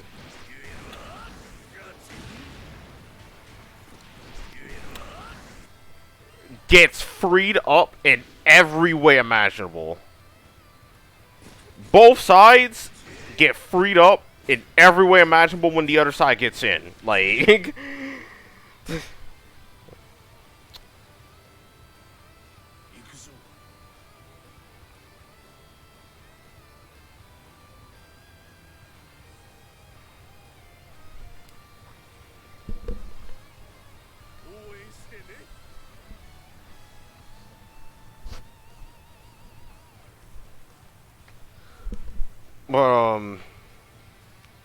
yeah, this is just like this is like whoever gets knocked down first loses type of deal.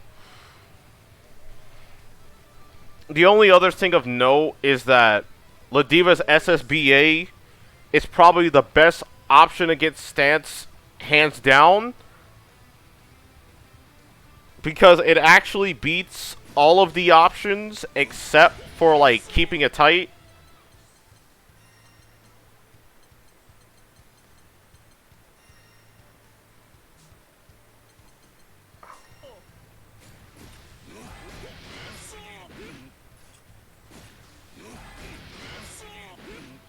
So when Vaseraga, when Ladiva has SSBA, Vaseraga can't really use normal stance unless it's spaced.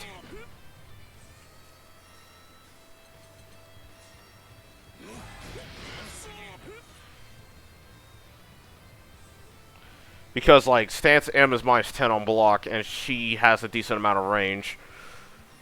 So she gets a sizable punish. She kills a VX headbutt. Yeah, she gets like 4M in the EX headbutt. Yeah, other than that, yeah, it's like whoever gets knocked down first loses. Be mindful of SSBA, and then yeah, you just play your game.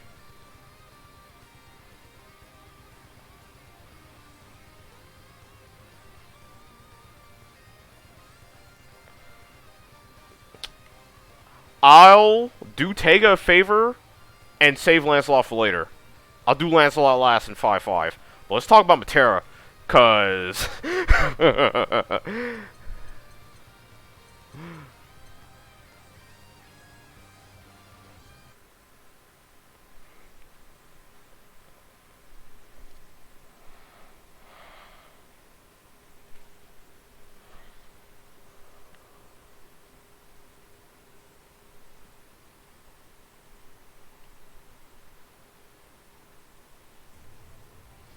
alright, so this matchup.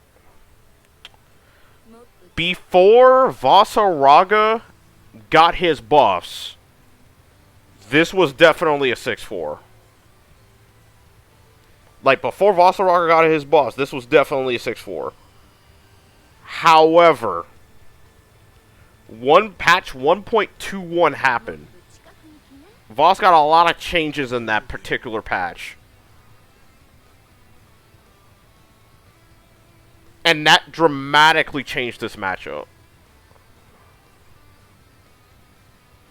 Matera, and then 1.31 happened, and I think that's the matchup where that's the patch where like Matera Far L got nerfed. So that changed the matchup even more.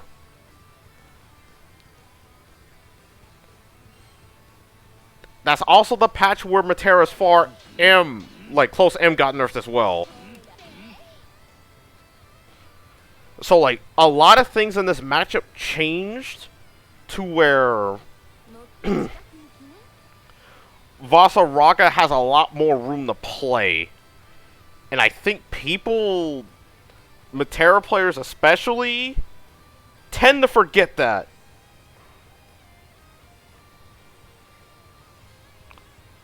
Because, of course, like, who plays this character? Like,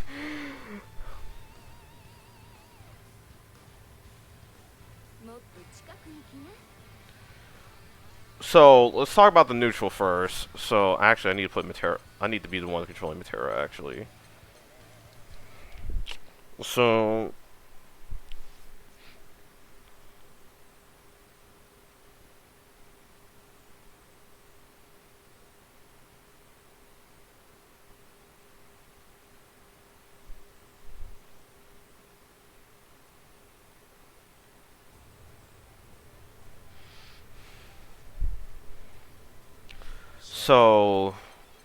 in the neutral, obviously, Matera has the advantage. Like, 5H is a very degenerate button. Like, playing footsies with Matera does not exist because of this button. However, you can take advantage of the recovery.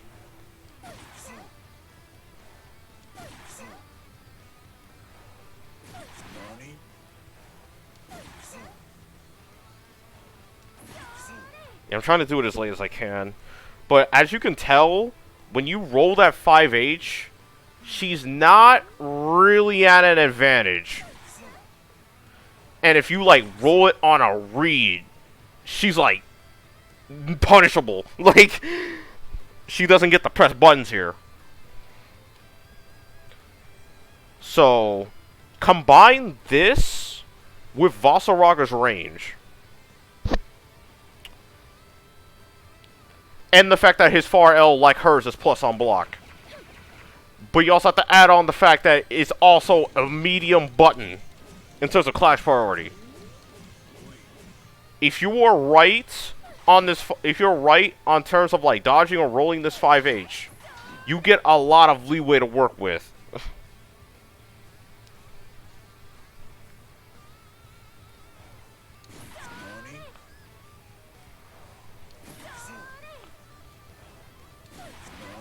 That's why preferably they don't want to like 5H from like too close. They want to like use it from around here. Usually, like this is where like Matera generally wants to stand in this matchup. Because like she gets to use 5H pretty freely because Vasaraga's roll does not go as far as other characters. And this is like a decent spot to help to try to deny armor.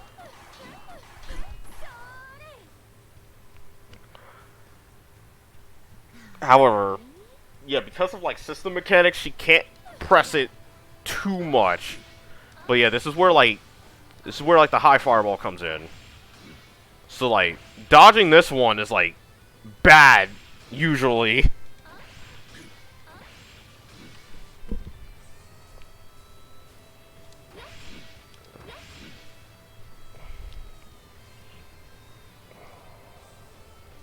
Because of like the frame advantage. And you'll usually get hit. Voss can duck high arrow, yes.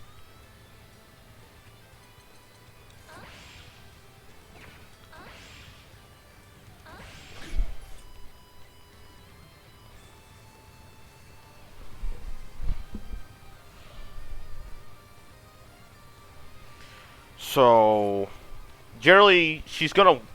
In her perfect game, she will generally keep Voss here. And then push him to the corner while slowing at you forward. And while keeping the dodges in check. However,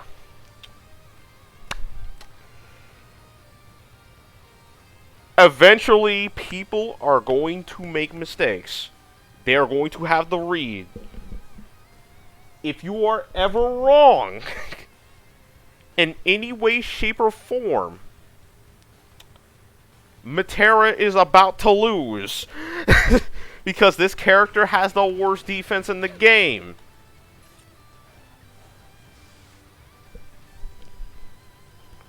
So, like, yeah, because of, like, the role, like, not being as good as other characters and all that, of course, Vasaraga's gonna jump. Like, it's eventually gonna happen. Big body characters are going to jump. It just happens. Like...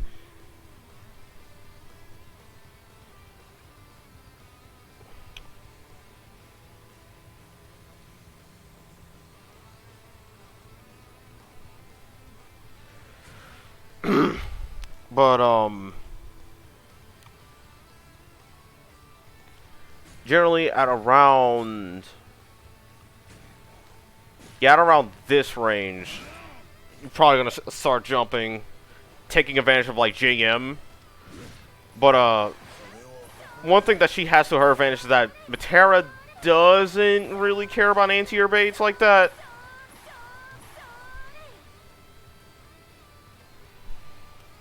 So this often like becomes a so like jumping can be a little iffy, but she doesn't really have the best air unblockables.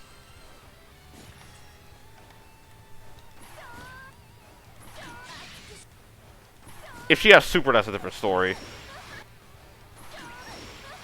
Because like you need to be decently high for that one, and decently close for that to work.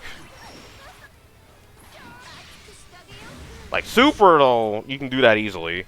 But this, but without super, you can like do this without much of a care, so long as you're like ready to deal with the hops that come afterwards.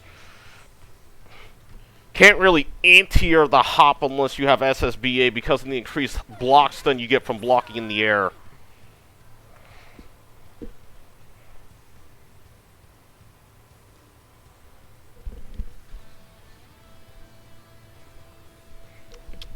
So generally, he's going to be inching his way in, getting the real estate.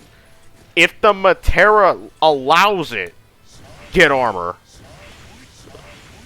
While she has both, like, 2 EX fireballs to work with, those are still preemptive answers. If she just wastes one of these, this is much to Vasaraga's advantage. If she doesn't have low shot, he can just start, like, bum rushing in.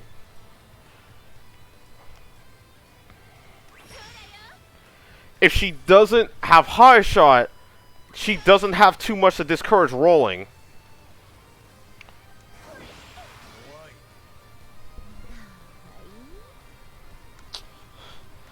Like, these are spacing Pacific, so these, I don't even count these. Like, these are spacing Pacific and have too much stars, so I don't even count those for dealing with armor. It's mainly these two in neutral.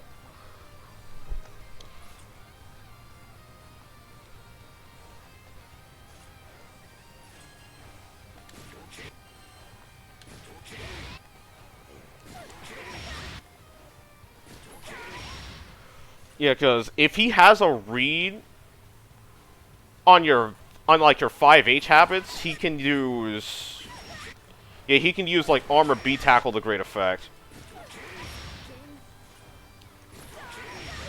Assuming that they did not make contact with the arrow early.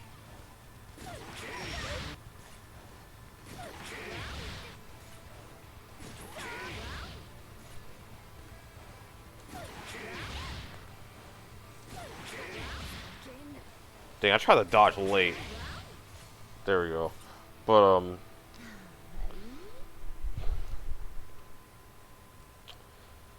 generally, if the arrow hits...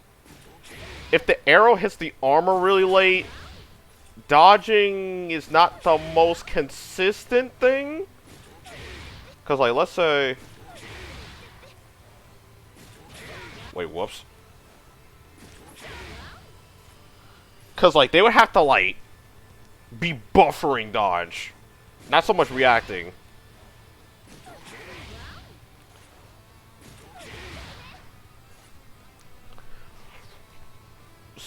But yeah, the main benefits of armor in this matchup is it discourages a 5H a lot more. And it can often, like, make her spend cooldowns more than she would want, because otherwise he can start forcing in a lot more. Because once he gets around here, actually not so much here, not so much there, here, once they like around here, EX stance becomes a really prominent threat. He can just do, like, he just like bust out an EX stance and immediately do like an L or M follow up. if you get knocked down, I'm pretty sure I do not have to explain what happens.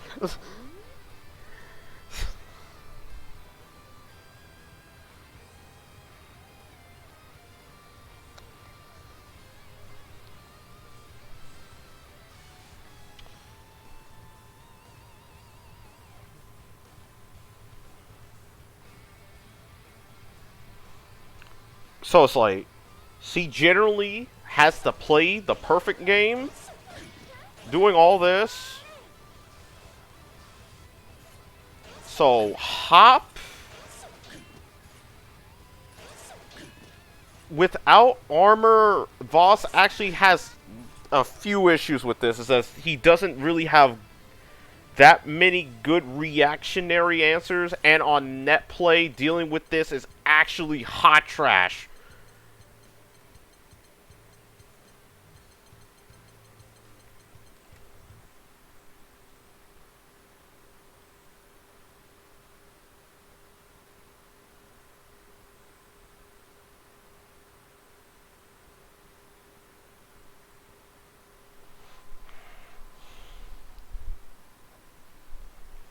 Because, like, generally...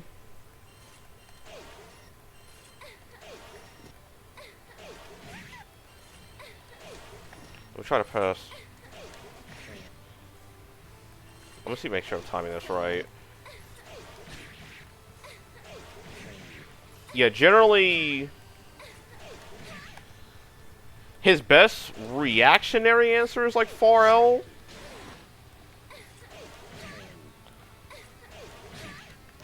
Yeah, his best reactionary answer is generally 4L. Because that'll cover, like, that'll cover all the buttons they could possibly press. Well, this is specifically when he does not have armor.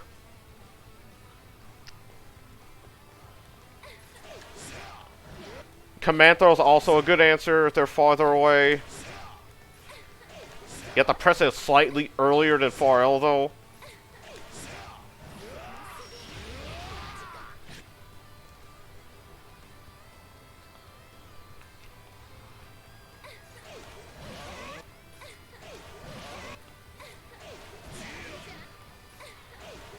He can 2H, but you still have to, like, react decently early because his 2H is 13 frames.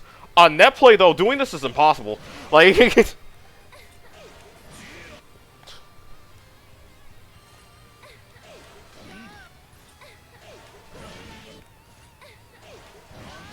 because he generally needs to still react decently early because they can still press JH.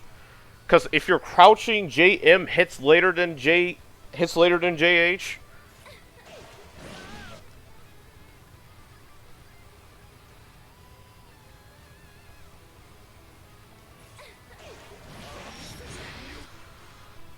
So offline, every time she hops at you from too close, she runs the risk of getting hit by counter hit 2H. Into losing the game. Even adding like 1 frame of delay makes that so much harder to do. It's actually ridiculous. Like,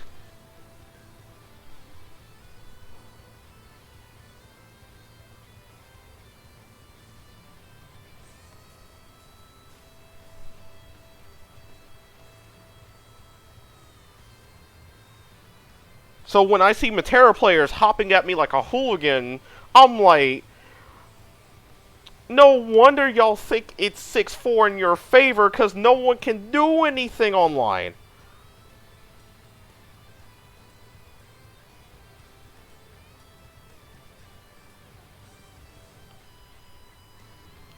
And in case y'all talk about hopping backwards, whenever I see a hop backwards, I'm about to get armor. Like,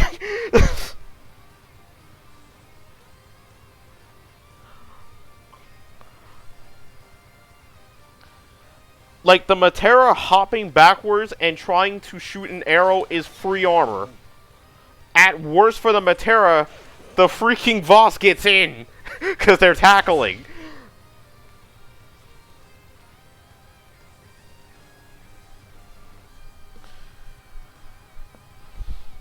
Now, her offense against Voss, though, is actually quite good. Because at this range, this is actually when it becomes hard for Vaseraga to anti her hop. Because at this range, like, his 2H can sometimes randomly whiff.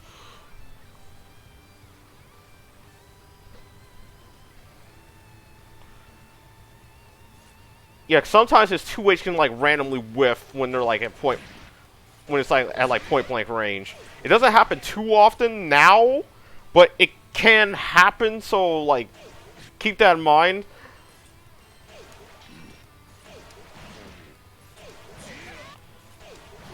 And at this range, you have to worry about JL, because of... I don't know, take us back, they haven't said anything. But... Generally...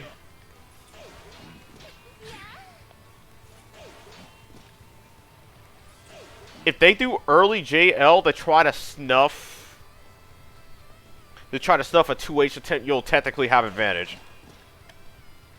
So this is where he gets the mash.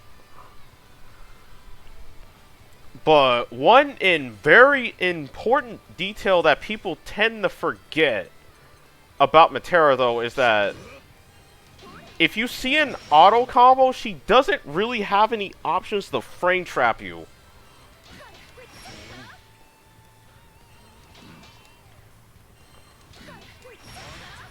Unless, if she goes to the third hit, she doesn't really have any options to frame trap you. On second hit, she can do like the lay low fireball.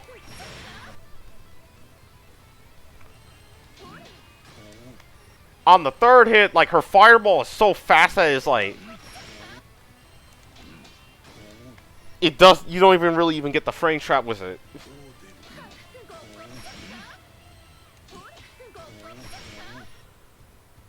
Like, if it's possible, it's way too hard to do consistently. And doing that at close range is far too risky. So, if you ever see the third hit of the auto combo, you can legit start mashing.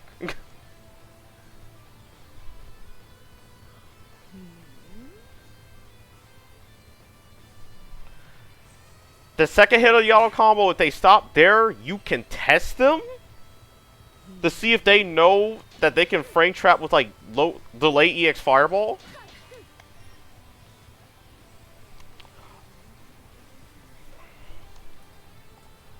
But if you ever see the third hit, start mashing. Like...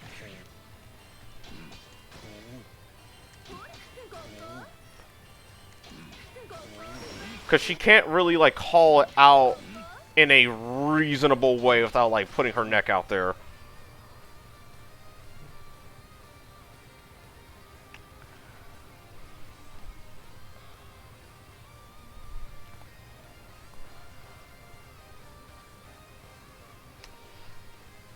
Close H...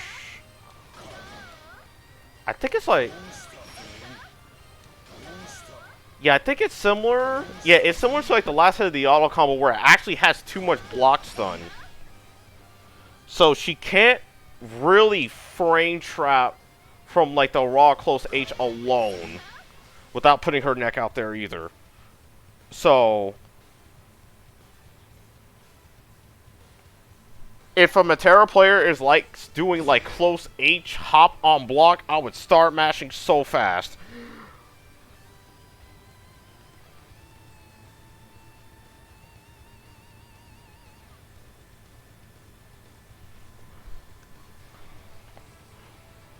So, like, you have to make sure you actually check these Matera players for doing whack pressure.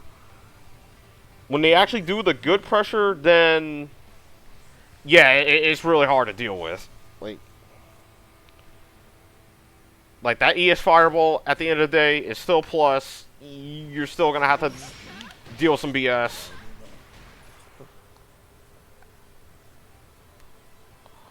But, like, make them work for those pressure resets.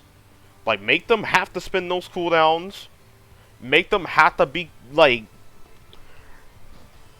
generally make them have to work for getting those hops back in.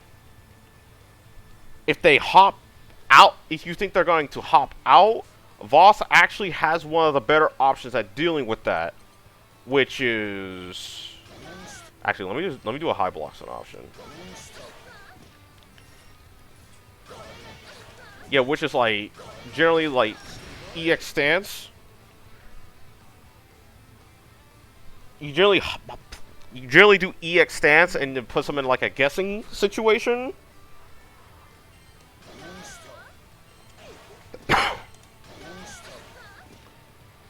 Alright, let me do this and block.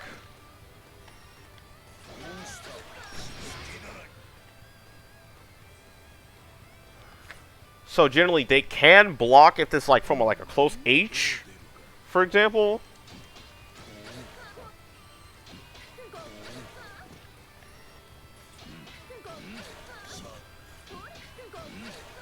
Wow, I'm not getting the input. If they press anything during that jump, they'll get hit by the Sancel. So generally they can't press anything. If you think they're going to block, you can try to tackle in.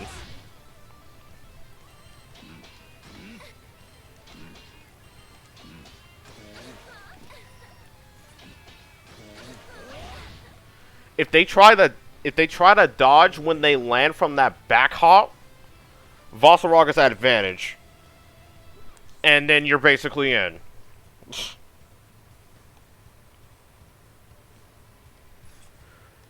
So if you see this back hop, you can play the guessing game with them.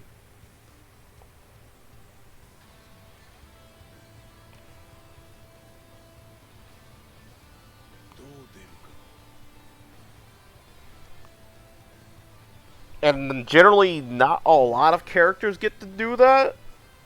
So it's actually good to have.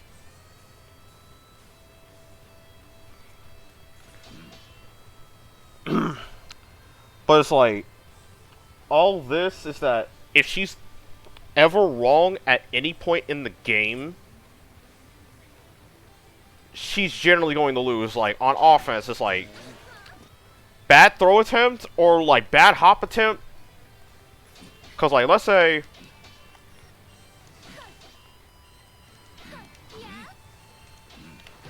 they like tried to throw, and oh, this crazy Voss player just mashed 2M. Oh, whoopee! I took like 4K. Like, yo, look, I took like 4K. Like, and then I'm about gotta deal with the command throw. Or like, okay, I think I conditioned this Vaseraga player to not look for the hop. I'm about to hop in now. I'm gonna do 2M hop. And I'll just do the J. I'll do like the J's or JL just to make sure I make it really hard for them to edge. Oh. Oh. Oh. Oh. I just probably lost the game. Like,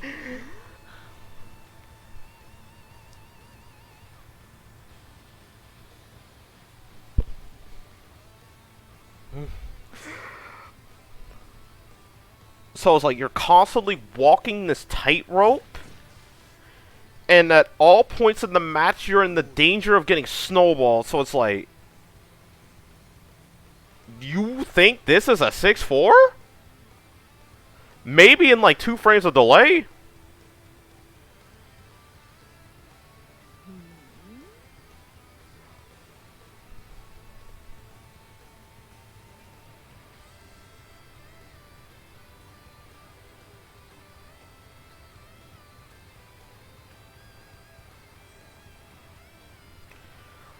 Otherwise, this is looking like a 5-5 to me.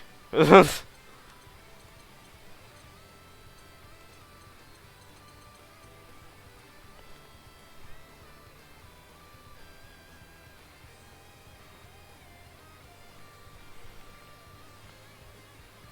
yeah, on net play, that's a 6-4.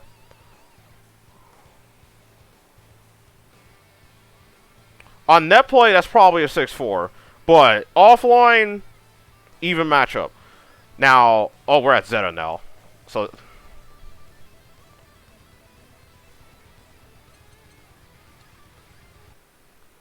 So,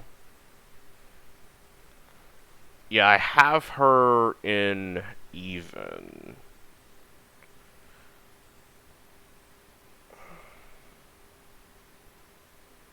Now, before I get to the bad parts, let's talk about the good parts for Zeta. Let's talk about the good parts. Even though I think Laser is some hot trash, Laser against Vaseraga isn't hot trash. Because it's good at denying armor, and Vaseraga can't really move like that. So, against Vaseraga, Laser's actually quite good. What else? Vaseraga also gets freed up on defense. So, all the pogo stuff is quite annoying. Like,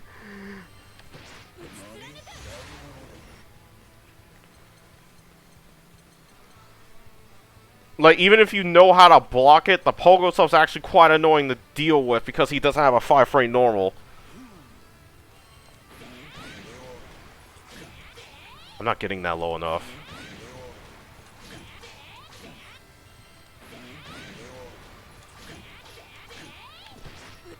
Alright, there we go.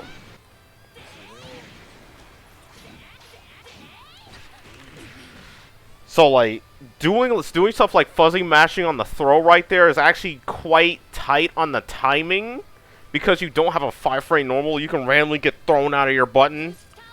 Especially online. So, that's something to keep in mind.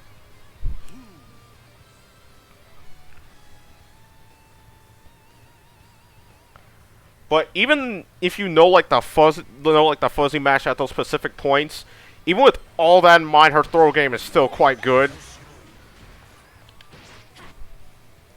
So it's annoying, but now let's talk about the neutral again. Like Laser, of course, is obviously really good. So like that's obviously really good. But once you get around here, the whole matchup changes. And because Laser's the way it is, you can obviously just inch your way in very easily. Once you're here, the Zeta player has no business swinging. They don't get the swing. Like, she does not have the button speed to be swinging with Vaseraga. At all.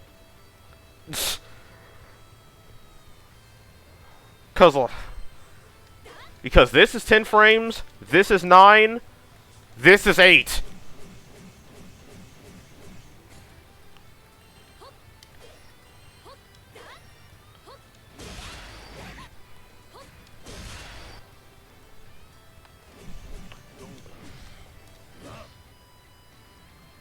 This is 11. It's only 1 frame slower than that medium. But her heavy doesn't quite go that far.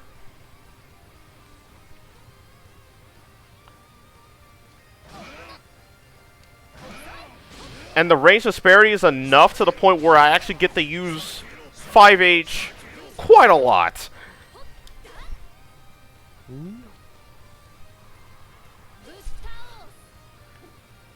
However, if I remember correctly, she does have a good time with punishing the buttons, so...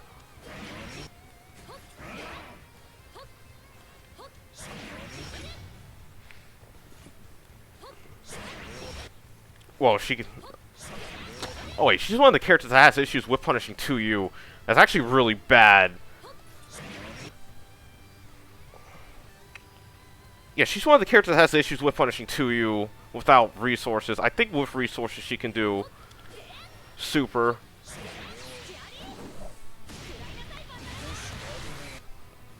Yeah.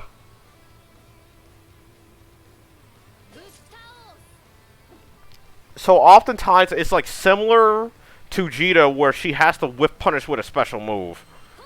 That, in this case, being 6H.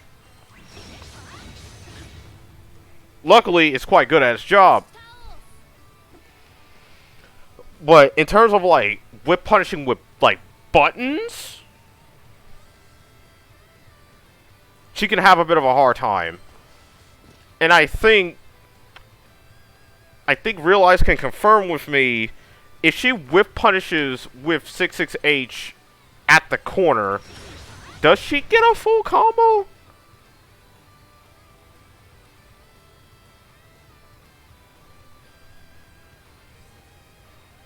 Not from max range. Okay. So she actually has a decent amount of issues dealing with 2U because of that. 5H also.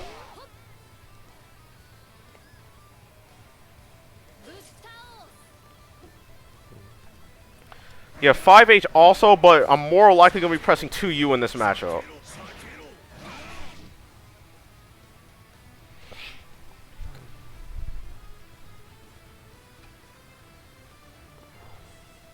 But when it comes to, like, her general RPS situations, like, a really common one is this one.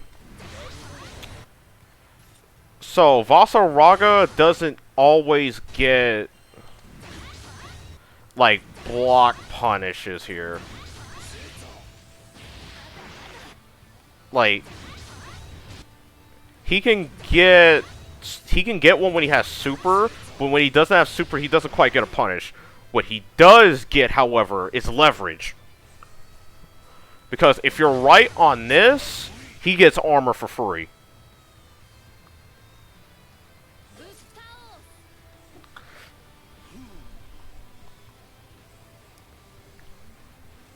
Let's find out.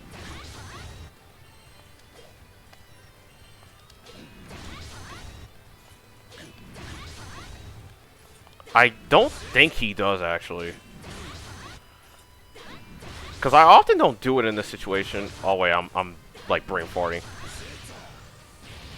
No, wait, never mind, he does. Dang.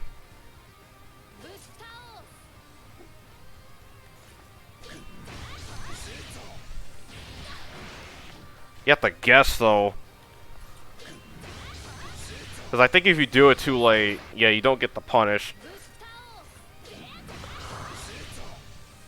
Yeah, he can get a punish, but you have to guess.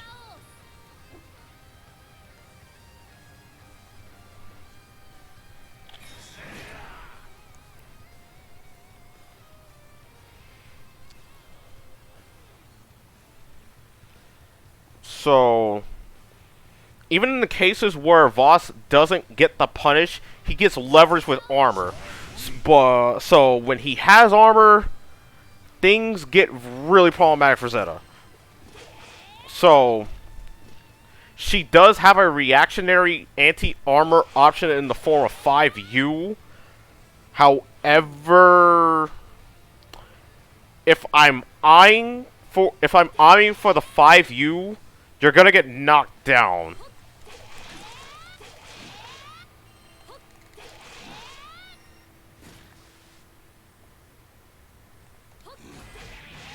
Yeah, cause like, yeah, if I'm eyeing for the 5U, I can react to like the hit stop of the first hit. It's a stance U.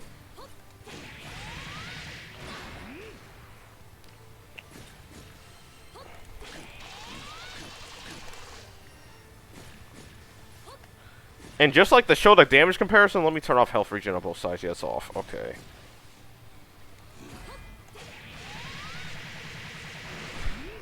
So, I deal more damage, and you're hard knocked down right in front of me.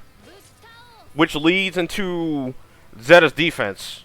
Her defense against command grab characters is hot trash.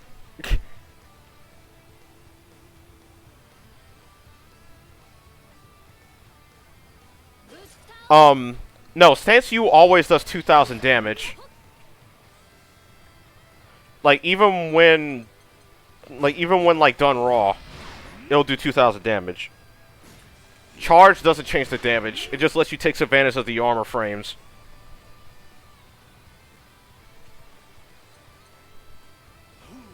Okay. But, yeah, her defense against command grab characters is actually kind of hot trash. However, one important thing is when Vaseraga has armor, the Zeta player has no business doing stance on wake up. At all. If you did stance on wake up, and I did a normal, just know that you should have died. Every time.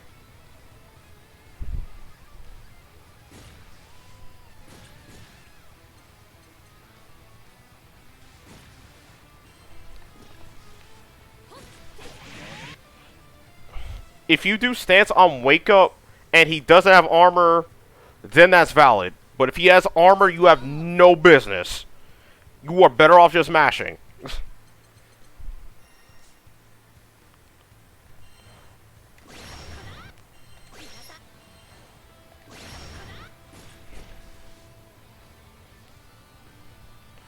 So the reason why I said that is because when you try to do stance on wake up and I have armor, this is generally what happens.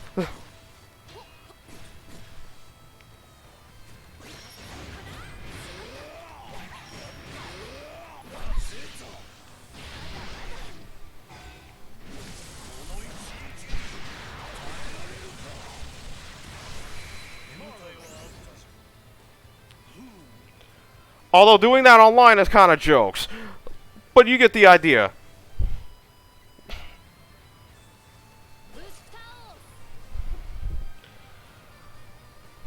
So far, Realize has prevented himself from getting hit like that. But one day, he will get hit like that. Watch your back.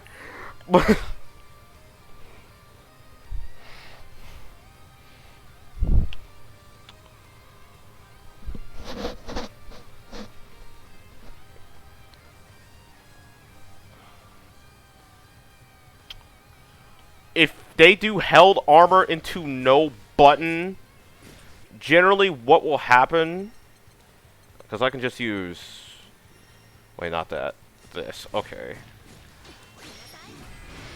I'm timing that wrong. There we go. Because generally you're waiting for them to do a stance move before you press stance H. So, she can't hold it forever, so you can generally wait a decent amount of time, and then if they don't do anything, you just press any stance follow-up at that point.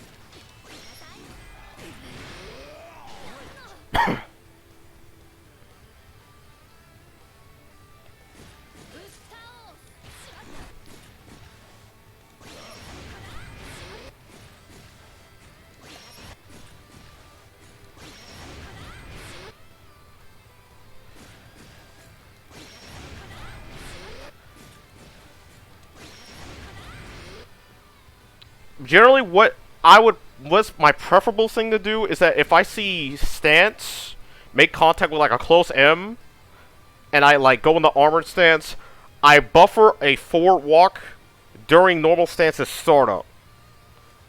So that way, if they do an immediate button, like say stance H, I can punish them on the way down.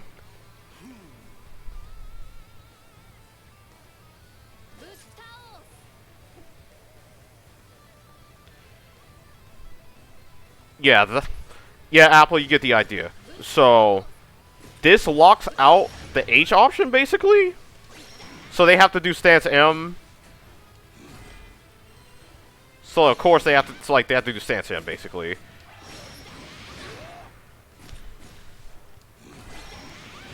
Yeah, because the only way you're gonna die off that is if I have to hard read.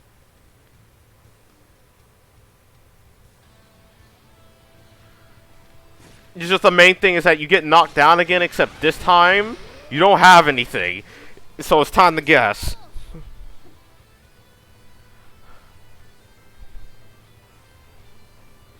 So when he has armor... So when he has armor and stance, that option is completely off the table.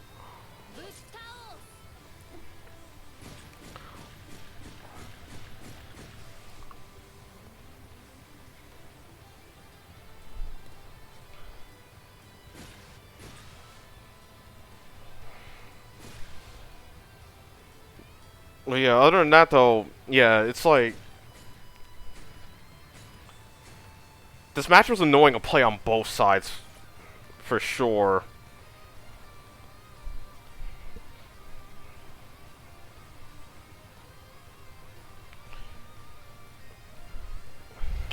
So it's like, she doesn't really have, like, the best answers for armor, but Vaseraga gets freed up on defense, so it's like...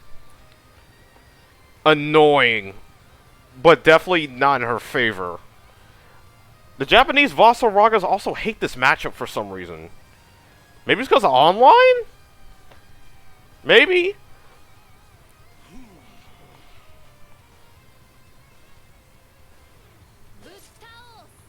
But yeah,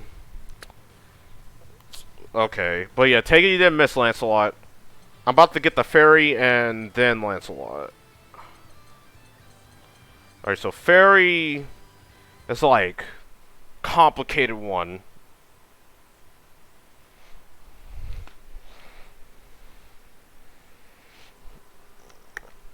Alright, so let's talk about the things that fairy has to her advantage. Obviously, the main one is that she outranges him, like, badly. So, like... But the more important thing is that she is really good at denying armor because of this button right here. Yeah. You can, like, stand at this range, harass them, keep them from getting armor. If you ever stand farther back than that, though, you're definitely literally just giving them armor at that point.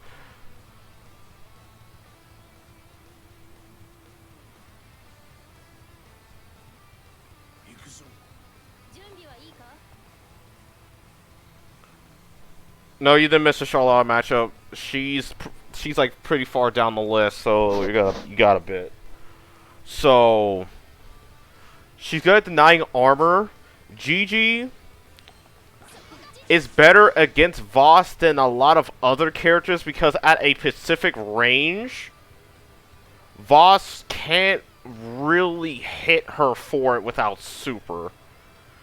So, like, if they're around this range and they do, like, far H into Gigi, Voss can't really do anything without bar.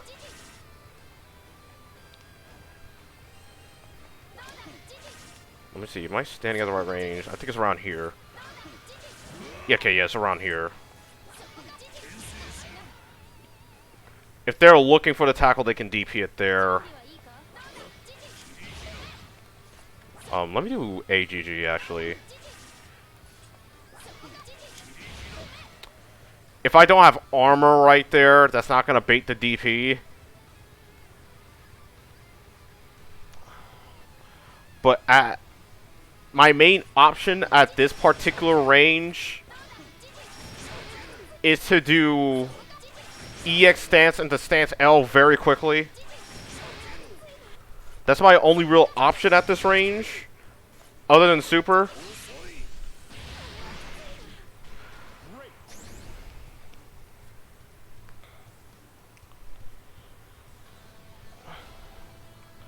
But when I don't have super or that, the GG call is basically free.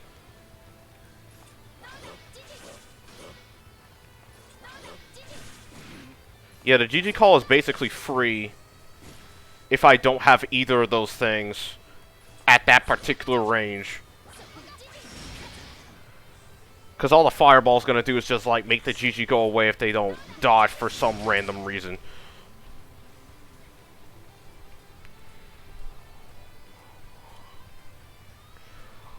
What else? Obviously, due to the way his role works, he can't do like some of the normal answers to like her Oki.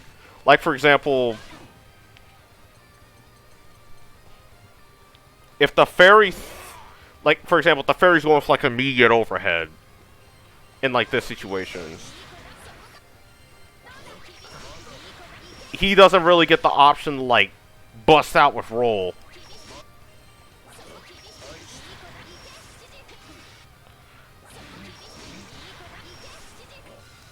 Or actually no, wait, let me neutral jump, neutral jump, neutral jump.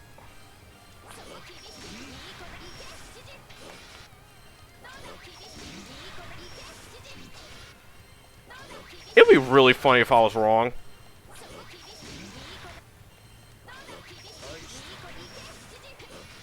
Let me see if I did this right. Yeah, that's generally what's supposed to happen right there. His roll will get caught. So, in situations like...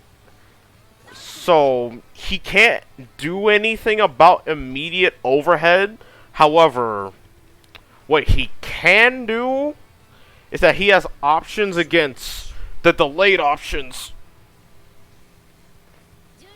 So, like, once you apply, like, proper fuzzy block timings for, like, the low and the overhead normally, they'll start doing, like, more delayed options. And what he can do there, even without armor, is that these options, he can generally light up the overhead badly.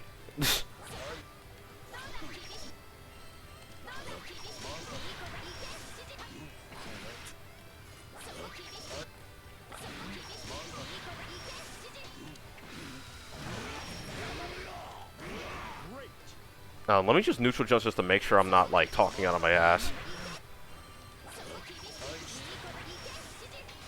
Wait, whoops. I forgot the negative edge.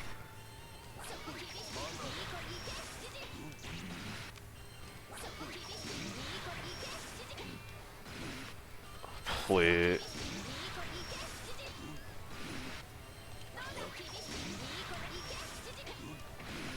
Alright, there we go.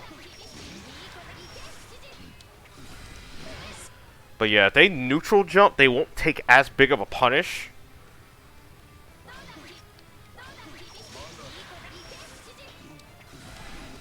Because GG will be right there for the cover.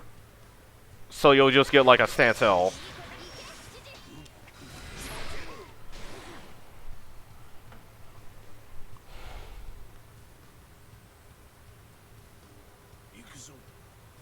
So like he has ways out. However, when it comes to like immediate overhead and low, he's gonna have to block. He doesn't have the option to like roll the immediate overhead. He has to block it. In most cases.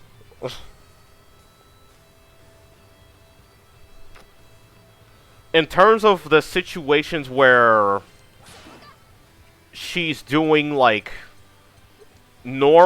stuff with like normal GG, if he can like play around with risk reward there, but the one thing is that if she ever gets her super and you get put in the corner, you are probably going to lose. Because since he does have a DP, install super is quite potent.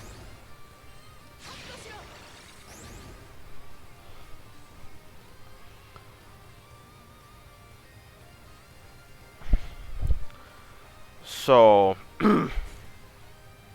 stuff that Voss does have in the matchup is like, he has both Fireball and Tackle. All of these can counterpult both the standing whip normals and the crouching ones if he can get them out. Like the Fireball can just, like the beginning part of Fireball can just randomly catch normals.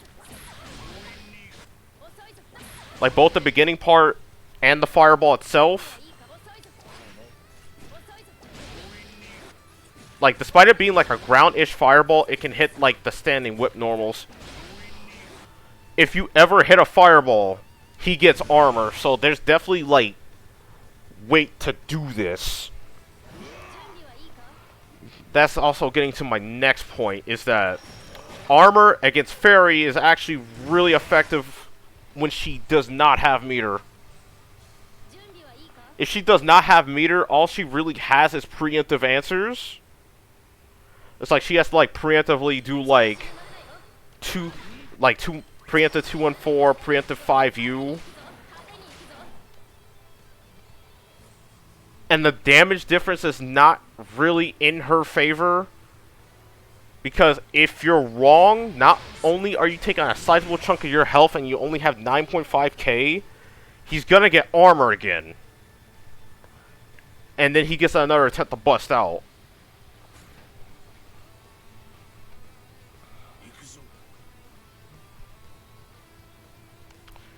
If it counter hits in some situations, you'll even take a full combo. It's like, let's say you like try to do run a 5U, and you were like, yeah, let's say you try to do run a 5U and you were just like randomly wrong.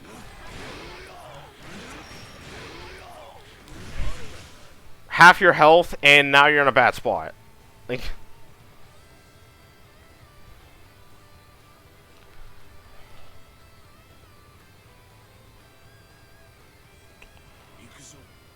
what she can do is that if she's willing to give up the real estate, she can attempt to like jump and like rope swing.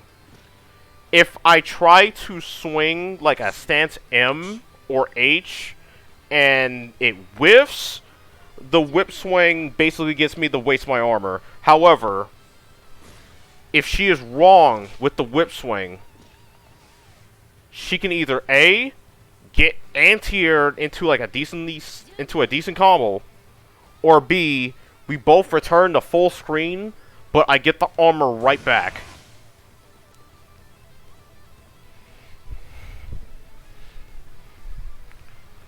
Hold on one moment.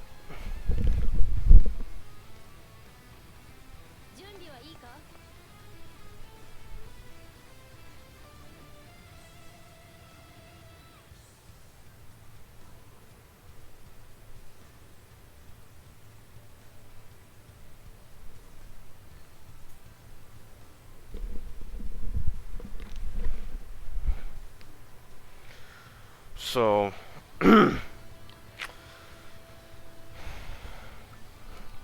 so generally, a lot of his stuff can get the fairy player to stop pressing buttons. And when he has armor, that's a lot of leverage against fairy. Because even her DP has a ton of hit stop on it.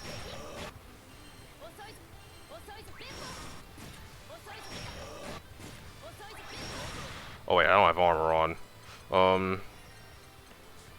Yeah, her DP has a ton of hit stop on it, so it's like actually one of the easiest ones to react to.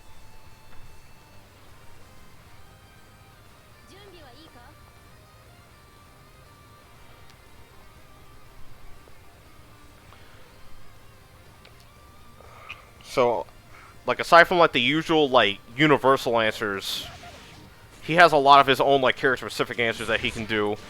However, unlike some of the characters that are actually really good against Fairy, like, Gigi in particular is, like, a little bit too effective on him at times. And when he gets put in the corner and she has Install Super is basically a win condition. However, when he knocks Fairy down, she has to deal with it. Because even though she has a DP as an 11 frame DP, it's better than most characters. But it's still, like, pretty bad considering the fact that she does not have a far range 6 frame normal, so she can actually, unless she DP, she can get bullied by extended block strings. So, like,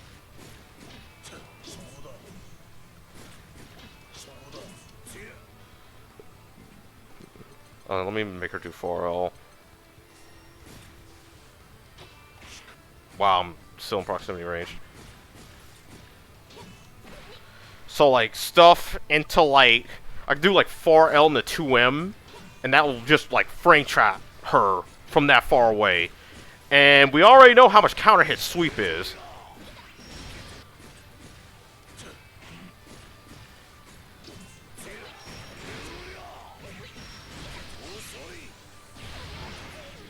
Yeah, we already know how much counter hit sweep is. So, even though she has a DP, she's vulnerable to other things.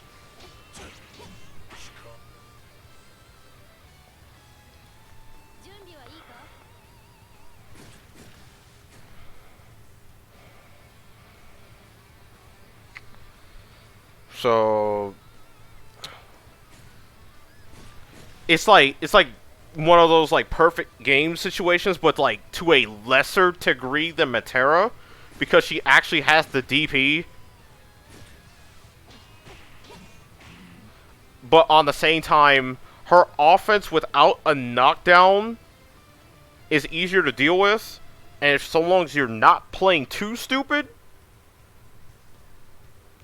you can mitigate how many times you get knocked down by her.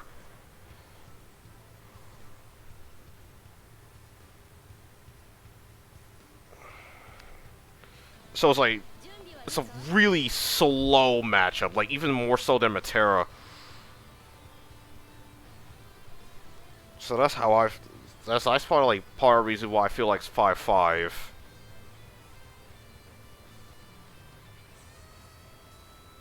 Yeah, all that's left now for 5-5 now is Lancelot. Alright, so let's take it here. Wait, I delayed it pretty long for you, Tega. It's...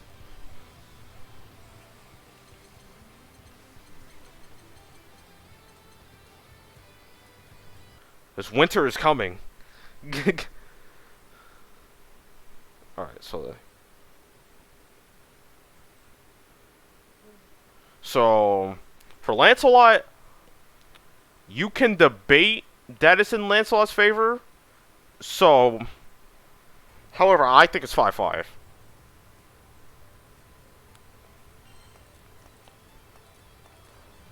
So there's a few things you need to keep in mind here. So while Lancelot can play the slow game with you, can play a slow game against Vaseraga, because like the fireballs aren't exactly the easiest things for him to answer at times. However, what he can do instead is get leverage. Instead of just like trying to punish, he can just get leverage instead. Let me try to do this right. Let me try and stand like right around here. So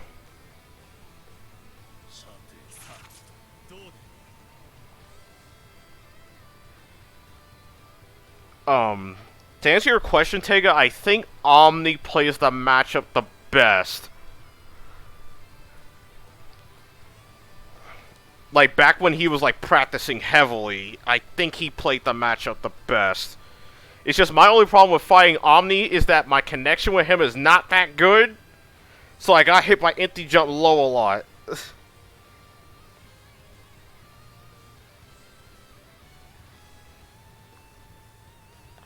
But back to what I was saying.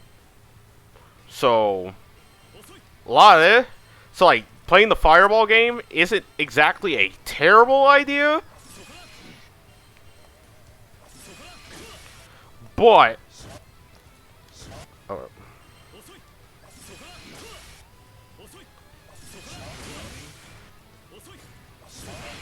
however, you have to keep in mind that I can use... Those fireballs can be used against you in the way that I can use those opportunities to get armor really quickly.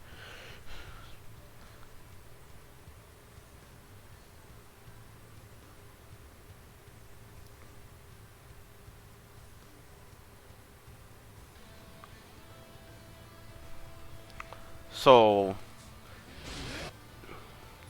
yeah, if you should say, like, use fireball from here, because, like, where's, like... I think its max range is around here. So, if you're using, like, Fireball from around there, you could threaten pretty well.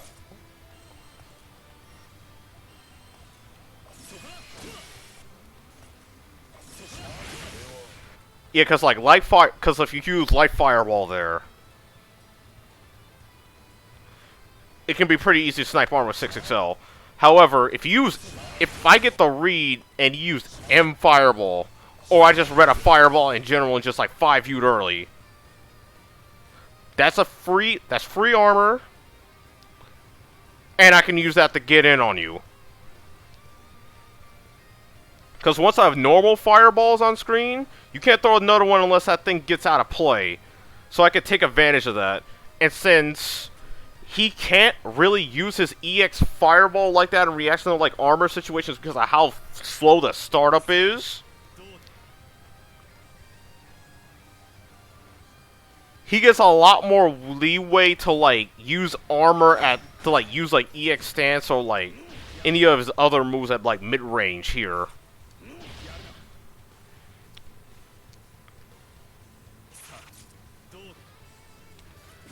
However, if you're not throwing Fireballs, Lancelot does have literally one of the best forward advancing moves for sniping 5U in neutral, which is the 6XL.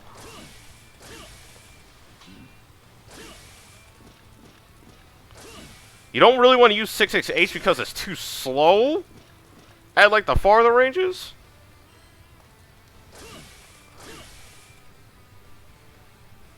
Yeah, you mainly want to, like, 6XL.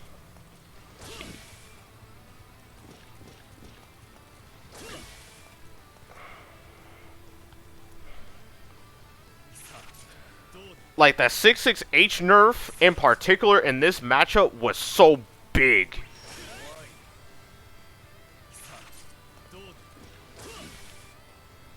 But yeah, that along with the Fireball nerf. So, when he's at, like, around this range, generally his best button is, like, Space 2U. 5M's also good because of speed. But his 5H has, like, no range, so he can get us out button pretty easily at times. And if you ever misspace a sweep, like, if you ever misspace a sweep, it's like LOL. It's so bad.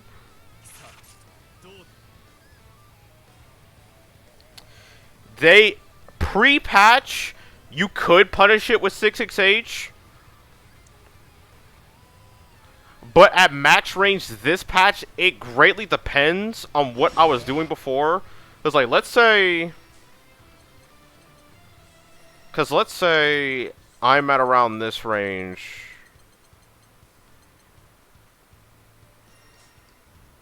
I'm at around this range and I make you block a Fireball. And then, if I did normal Fireball, it'll punish. But if I do EX Fireball and then into this, you have to be literally immediate. It has to be on a... You have to immediately hit 6XH. If you're even like a frame or two slower than that, it won't hit me. And at absolute max range, I just straight up get it. Like...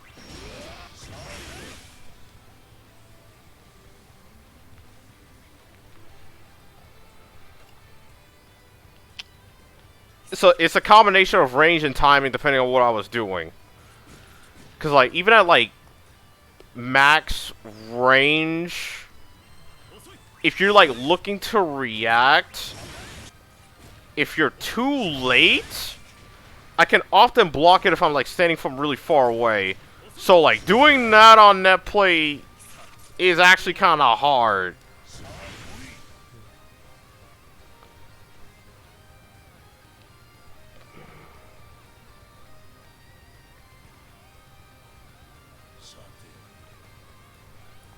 Which is why I usually just tell people just 6XL.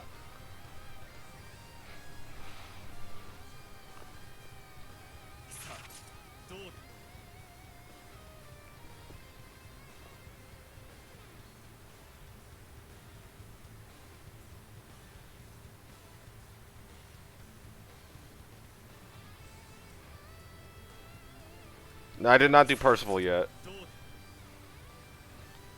Oh, Apple, you haven't seen the chart, haven't you? I'll show you after I finish here. But, yeah, the neutral, while weird, is pretty even because he has, like, good ways to deny armor. Like, to use a pretty good whiff punish for most of his things.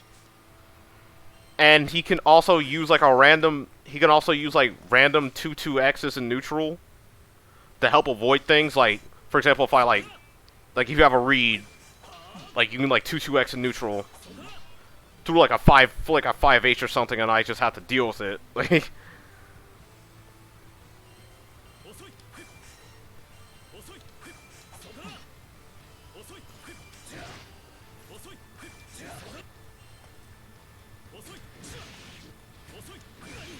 wait, does this not happen?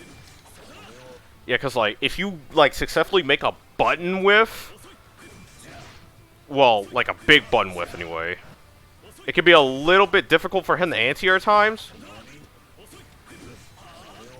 because his anti-airs are generally quite slow, unless he has armor. If he has armor, it's like a bit of a different story, but he can generally, like, use his various tools to, like, make things whiff and try to get in.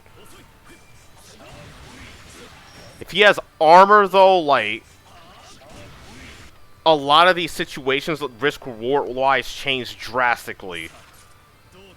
Which actually gets to me to his defense. So, Lancelot has the single best option against a command throw character in the form of 2-2H. Like, this against a command throw character is broken. Like,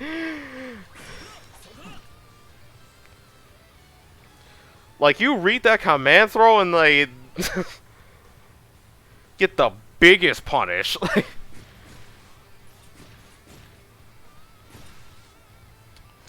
However, when I don't have the... If I, like, say, did a frame trap and said... The context of it really depends. Because...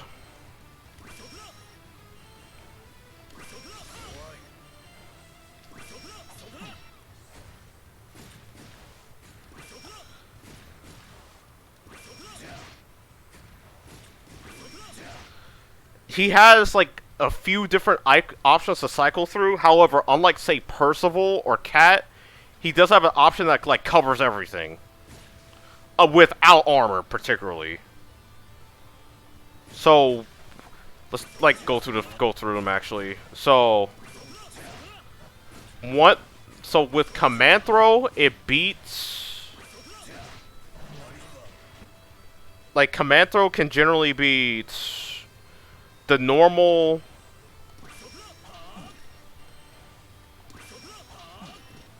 Yeah, it beats the normal clean.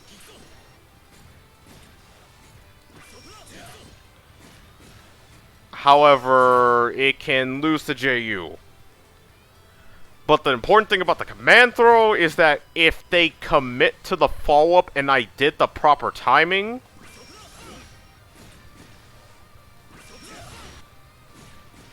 Yeah, if they commit to the follow-up and they did the proper timing, I don't get counter hit. That's the main benefit of doing anti-air command throw right there. So... So that's, like, the least riskiest option, like, anti-air whiff. Obviously, 2H, you can counter hit. Like, I'm... If they, like, hard commit to the option. If he does have armor, that's, like, the most rewarding option. With proper timing, it can beat JU, if I remember correctly.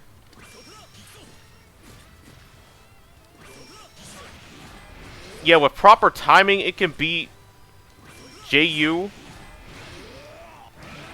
into massive damage.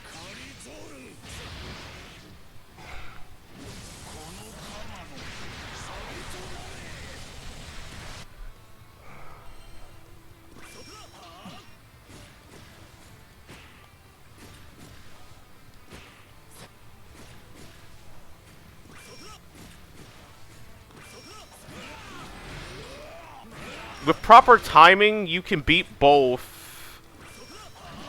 Yeah, you can beat both the JU and like immediate JH. But timing this online is kind of hard, and I kind of need to practice it more myself.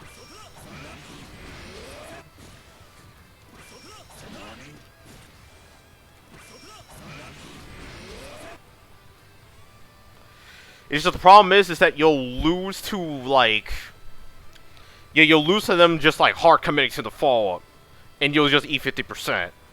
So like doing that is a little hard. As some doing that without armor is like what you would want to hit them with, but if they're feeling Galaxy Brain, you could probably die.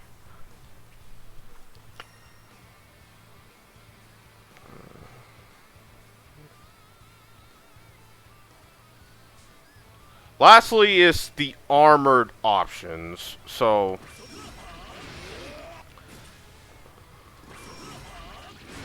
whenever he like puts you in these whenever he like sees a 2-2-8 situation, you can choose to go in the stance if you really want to like make it really hard for them.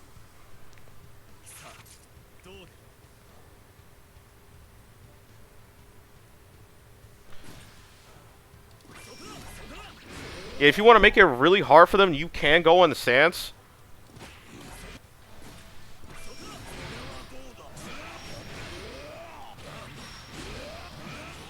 And the corner is a very high reward option. However, outside the corner, you're gonna have to commit if you want like really big damage.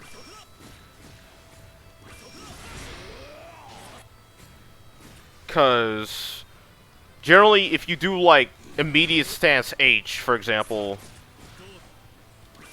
if I remember correctly, it loses to JU. So like stuff like, yeah, it loses JU. So, yeah, even like immediate stance L loses to JU. So you have to like, I think them just empty jumping.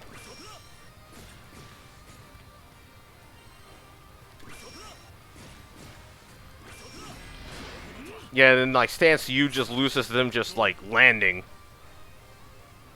So it's like the risk reward is in your favor, but there's like, he doesn't get to cover everything at once like Percival or like Cat.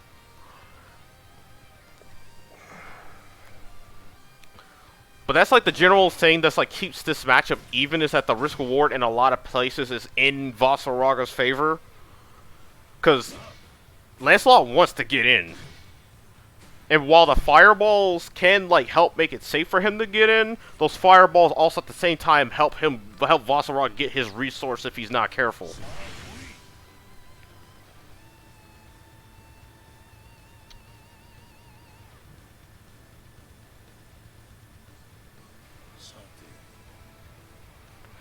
And then Lancelot, while he has good options against armor, they're all like, they all have to be done like extremely early. He doesn't really have anything to like save himself for when like, let's say his like normal gets armored randomly.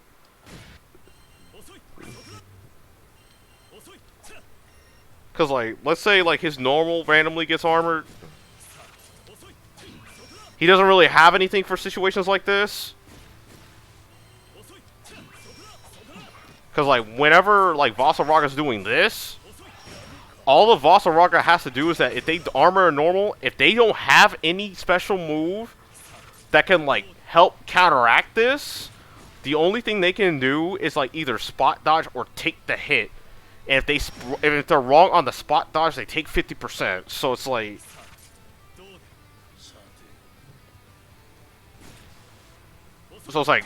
really bad.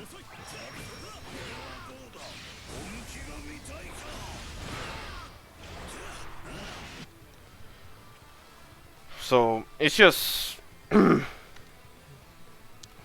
a lot of things that both sides need to be knowledgeable of.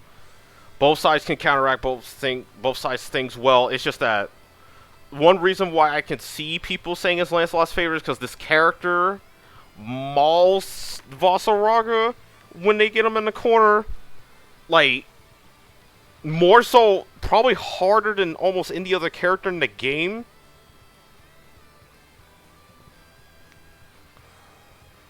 I think the only character that, like, mauls him harder is, like, Percival.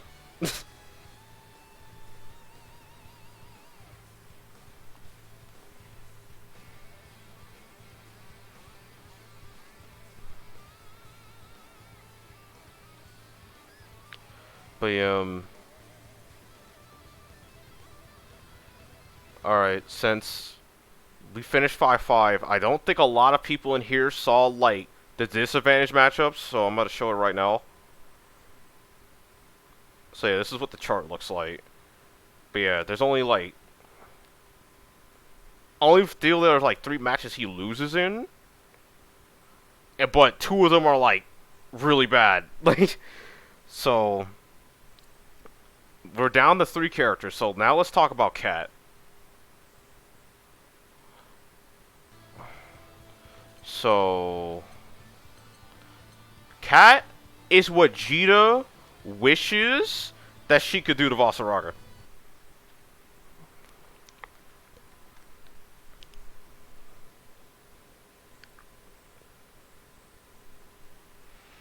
But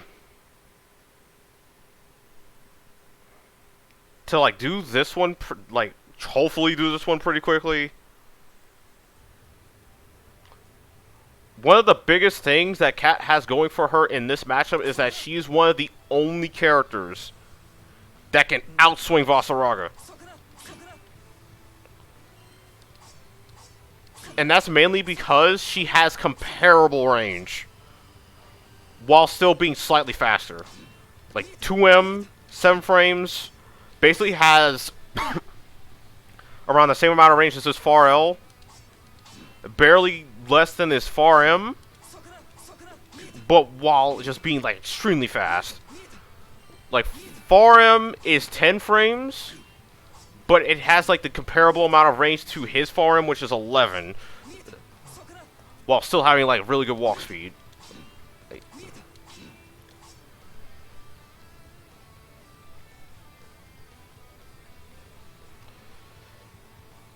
And then this often forces Vaseraga to, like, generally has to, like, he already has to, like, swing first a lot. But he generally has to, like, put, like, a lot of, like, preemptive far H.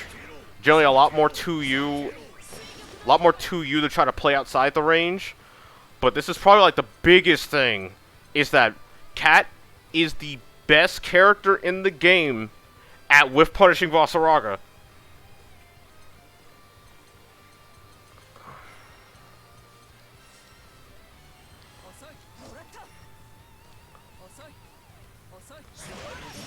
She is the best character in the game of whip punishing Vaseraga because the EX Dwa is that good.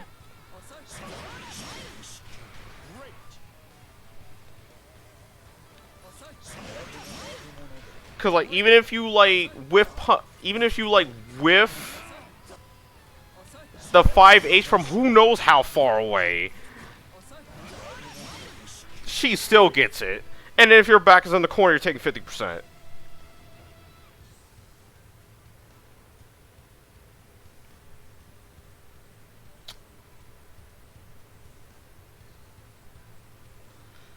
So like there's that.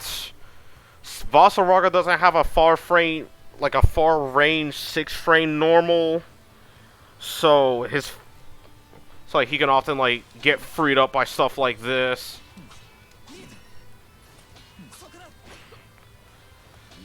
If it's like properly spaced, far, like close to M. Wait, I'm not.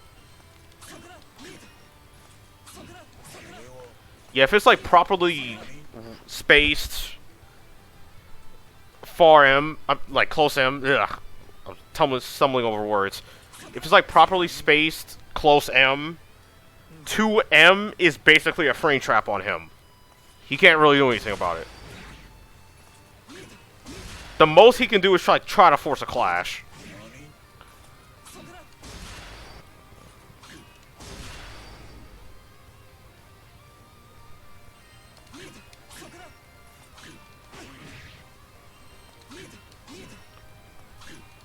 Yeah, the most he can do in like these situations is force a clash.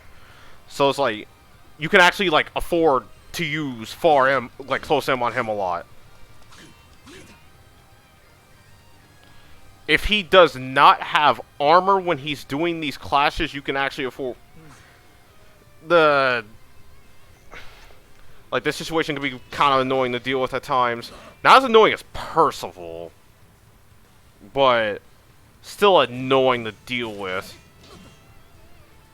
If he has armor, on the other hand, then it's actually in his favor to clash.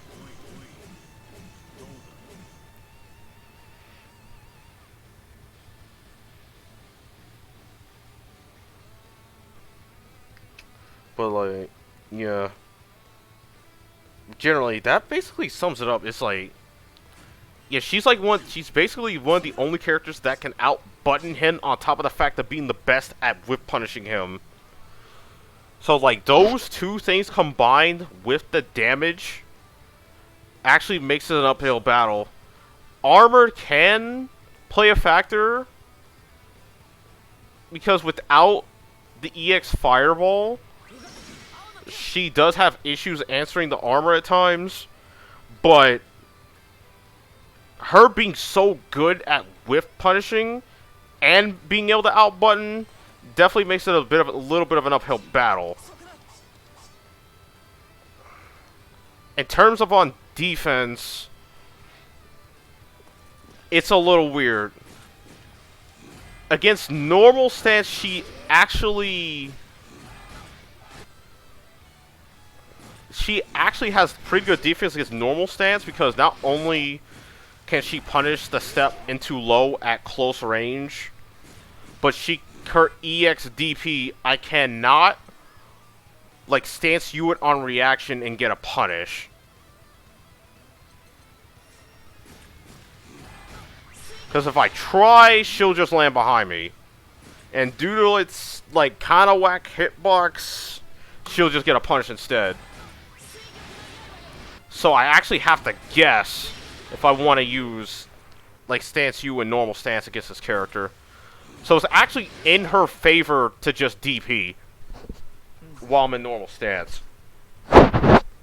Because the risk reward's in your favor. So if I'm using normal stance, I have to do it during the... I also have to take advantage of the first step.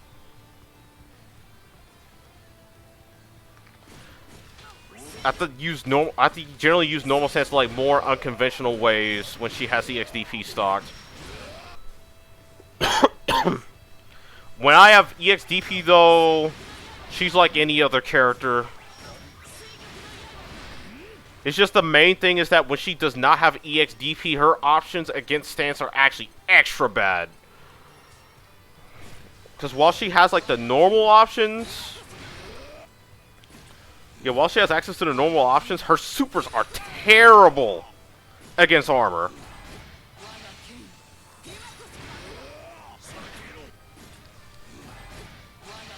Because like both of them, you basically get a counter hit punish into your biggest combo.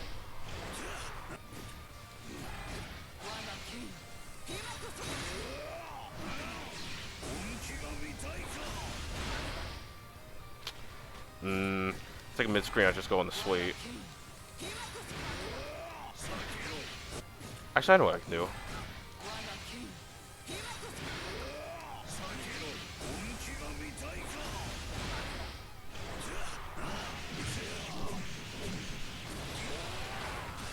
But yeah, her SSBA is the same way. Yeah, if you get caught without DP, it gets really bad.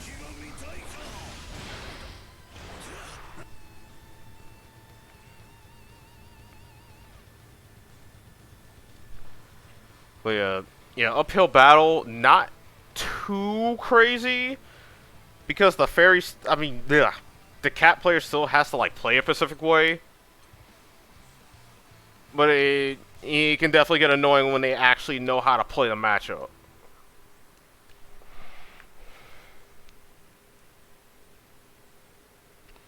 Now we're getting to the 6-4s. Now let's talk about Charlotta. So, I can sum this up really quickly. So, like, Vaseraga has, like, the neutral advantage. And all that. All that's cute. She doesn't really have... However, I have never seen a character that can nullify his gimmicks harder than this. And that's mainly because of two things. One is her EXDP.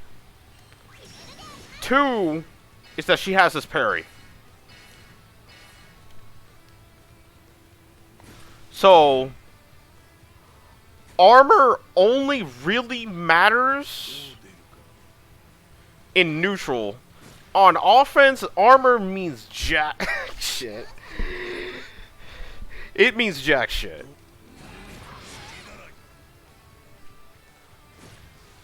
Because he can't, because the risk reward for him running stance offense, how you would normally run it, is never in his favor.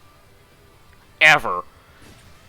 The only time where it is if...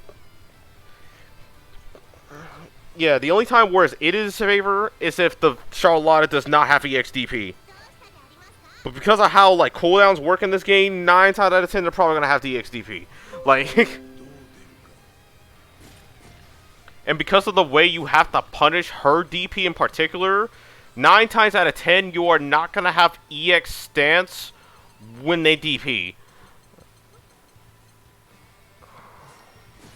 Because to do the optimal punish, you have to use EX stance.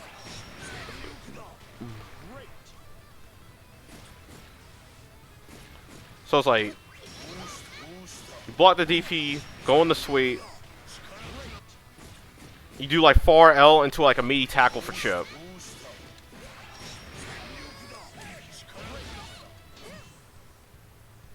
Yeah, you get the chip and you do roughly 35%. Yeah, roughly 35% into like a plus on block situation.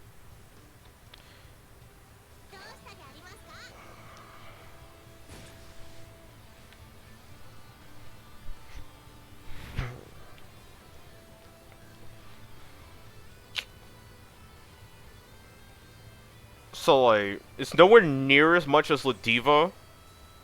And the special move that Voss has to use to get the really big DP punish is a lot more vital than, say, Ladiva. Like, because if Ladiva uses EX Headbutt, you're mainly just, like, you'll lose a few combos, but you don't exactly need it for pressure. Voss uses EX stance for a lot of things.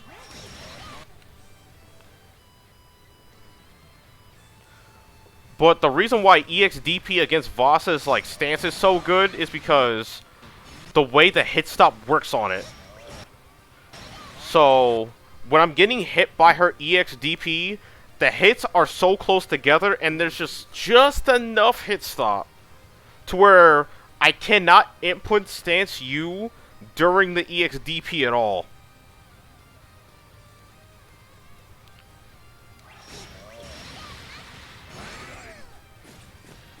So I have to do it preemptively, and that's never in my favor. To do it preemptively.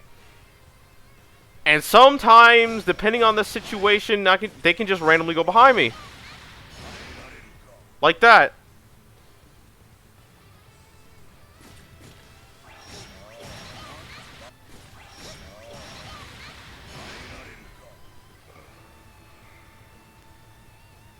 So I feel like even if he was, like, able to react, he would probably still get freed up because she'll just go behind him.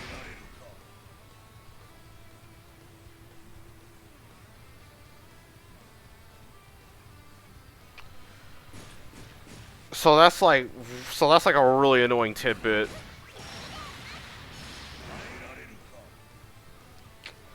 And then even if she doesn't have the DP, the counter will ignore armor if I'm just like stepping forward.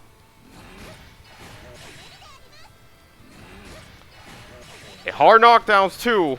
So it's like bad. So you have to like use. So you generally gonna have to run the traditional offense, but you don't really get the big hits unless they're the type to like fuzzy mash DP. Yeah, unless they're the type to like do like delayed DP in situations like this, and then in those cases you can like do a couple things. So like they give you time to walk. They give you a little bit of time to walk back. In situations like that, then you can like get a big hit.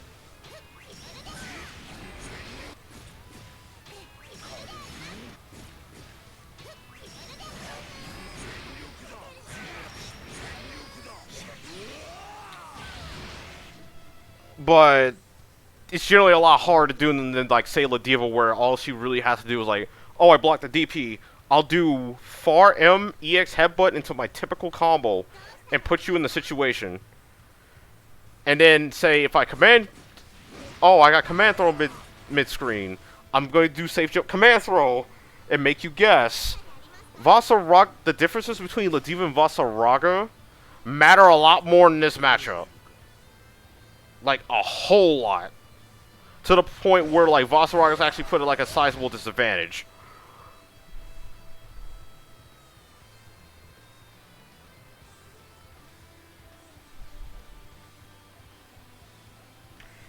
And then obviously when Charlotta gets the hit, he gets mauled badly.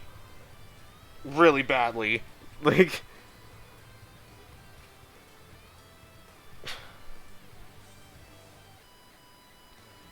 you need armor on defense just to survive.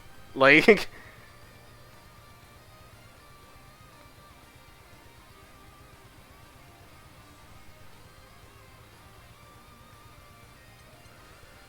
yeah. Now we're finally on the last one. We're at Percival now. Let's talk about Percival. So just like Charlotta, there are a few upsides that you can take advantage of. One of which is like mainly the way Percival works is like he has to like rev up a bit. Like he has to get the socks. You can take advantage of this and use these as opportunities for you to get armor. However, that's still a pretty dangerous ball game to play.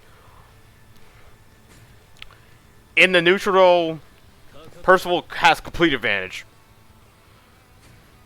Because Percival literally has Vasaraga's 5H, but without the weaknesses.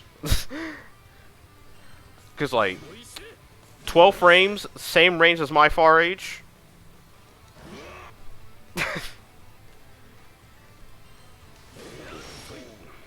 I don't have a DP, so you can like use EX dash to get in.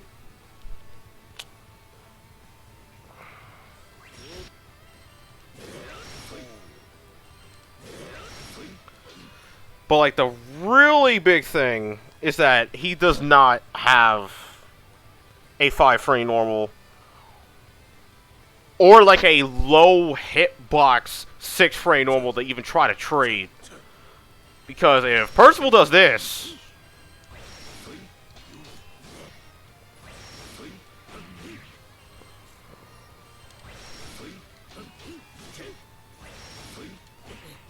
I'm not telling you right. Like this will often clash, and then you put in like a really stupid clash situation. If Voss does not have armor, a lot of times Percival can afford the DP. Because the DP can cover a lot of options. Especially if they like get like 2 normals in.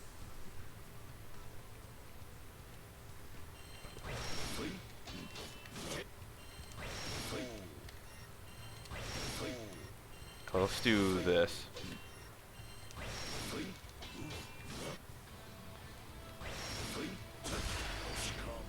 Yeah, because, like, that'll trade. But if I do 2L into close L, the 2L will beat the close L because because close L's 7 frames, not 6.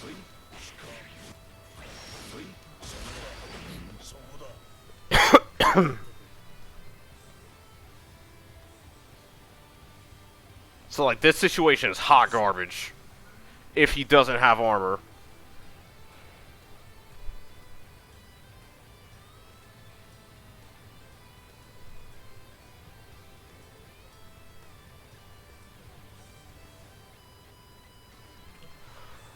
So EX, it's like, yeah, EX dash is like really potent.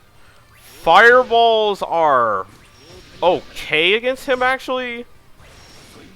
They're not the worst thing in the world to deal with for him because of the sheer amount of range Vaseraga has. It's like, he can, like, at this range, he can trade with Sweep.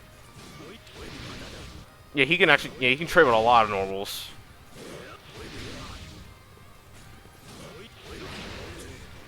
Yeah, you can trade with a lot of normals. If he has armor, he can just straight up EX walk through the fireball.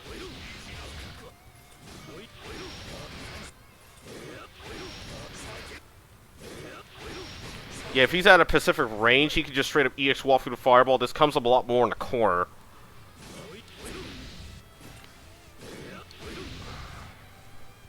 So he has fine options so long as he's willing to trade damage. He doesn't really have to jump.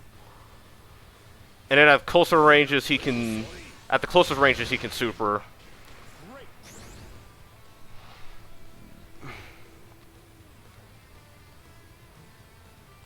But generally, he doesn't really have to fireball because the dash against him in particular has so much leverage.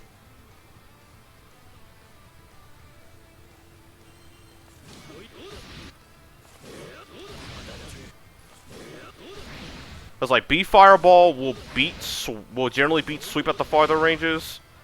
It would have to be really far away for Sweep to win against B Fireball in particular.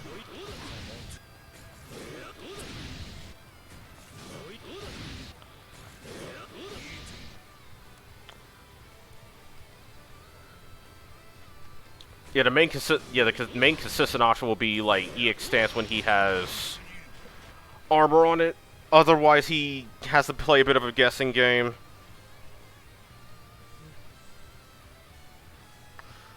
Percival's DP really puts a hole in, like, the offense he plays at farther ranges. Because he generally cannot EX Fireball.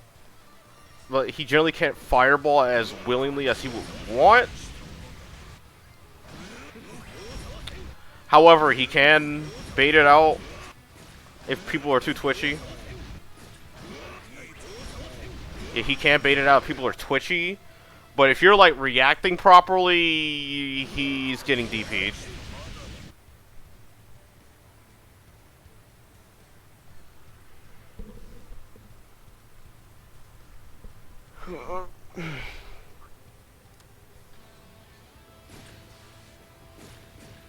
So yeah, it's like...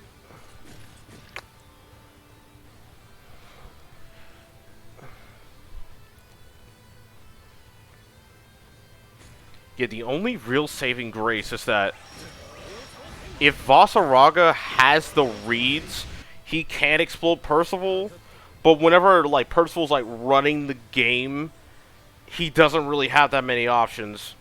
Like, even in neutral, he can't really, like, move out of the way of far H like that. Far H is barely slower than his far M, so, like, trying to play the counter poke Dane doesn't really work like that. Far H is also around the same range as his Far H, so he can actually just play this range and whip punish Vaseraga if he wants to.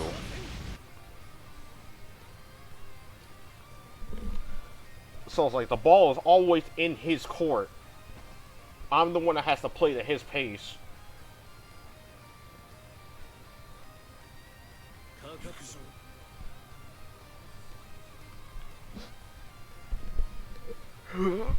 Yeah. think that basically sums it up. I don't really have too much to talk about on that one.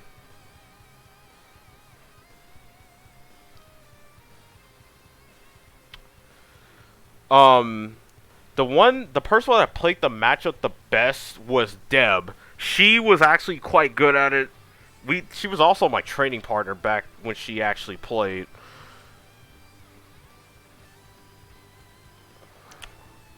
But now, since like COVID and everything hit, she doesn't really play anymore. So, nah.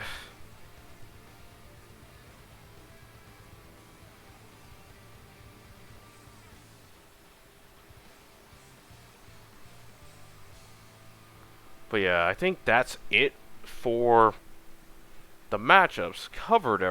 Basically covered everything. So I'm going to highlight this stream,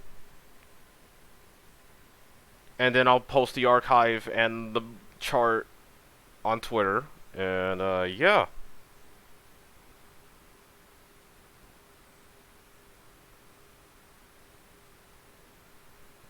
I'm surprised people actually stayed around for this long. I guess people are interested in this kind of stuff.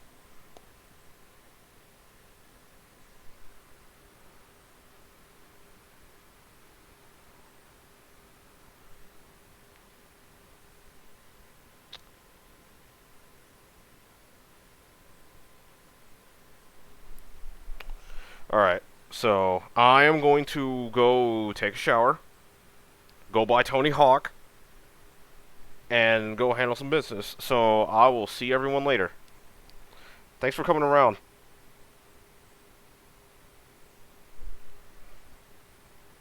Alright, let me see where I can send you all off to.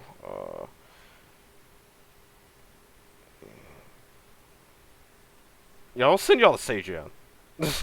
You him play Dark Souls sounds so funny. Y'all probably have a good time over there. Alright, see y'all later, everyone.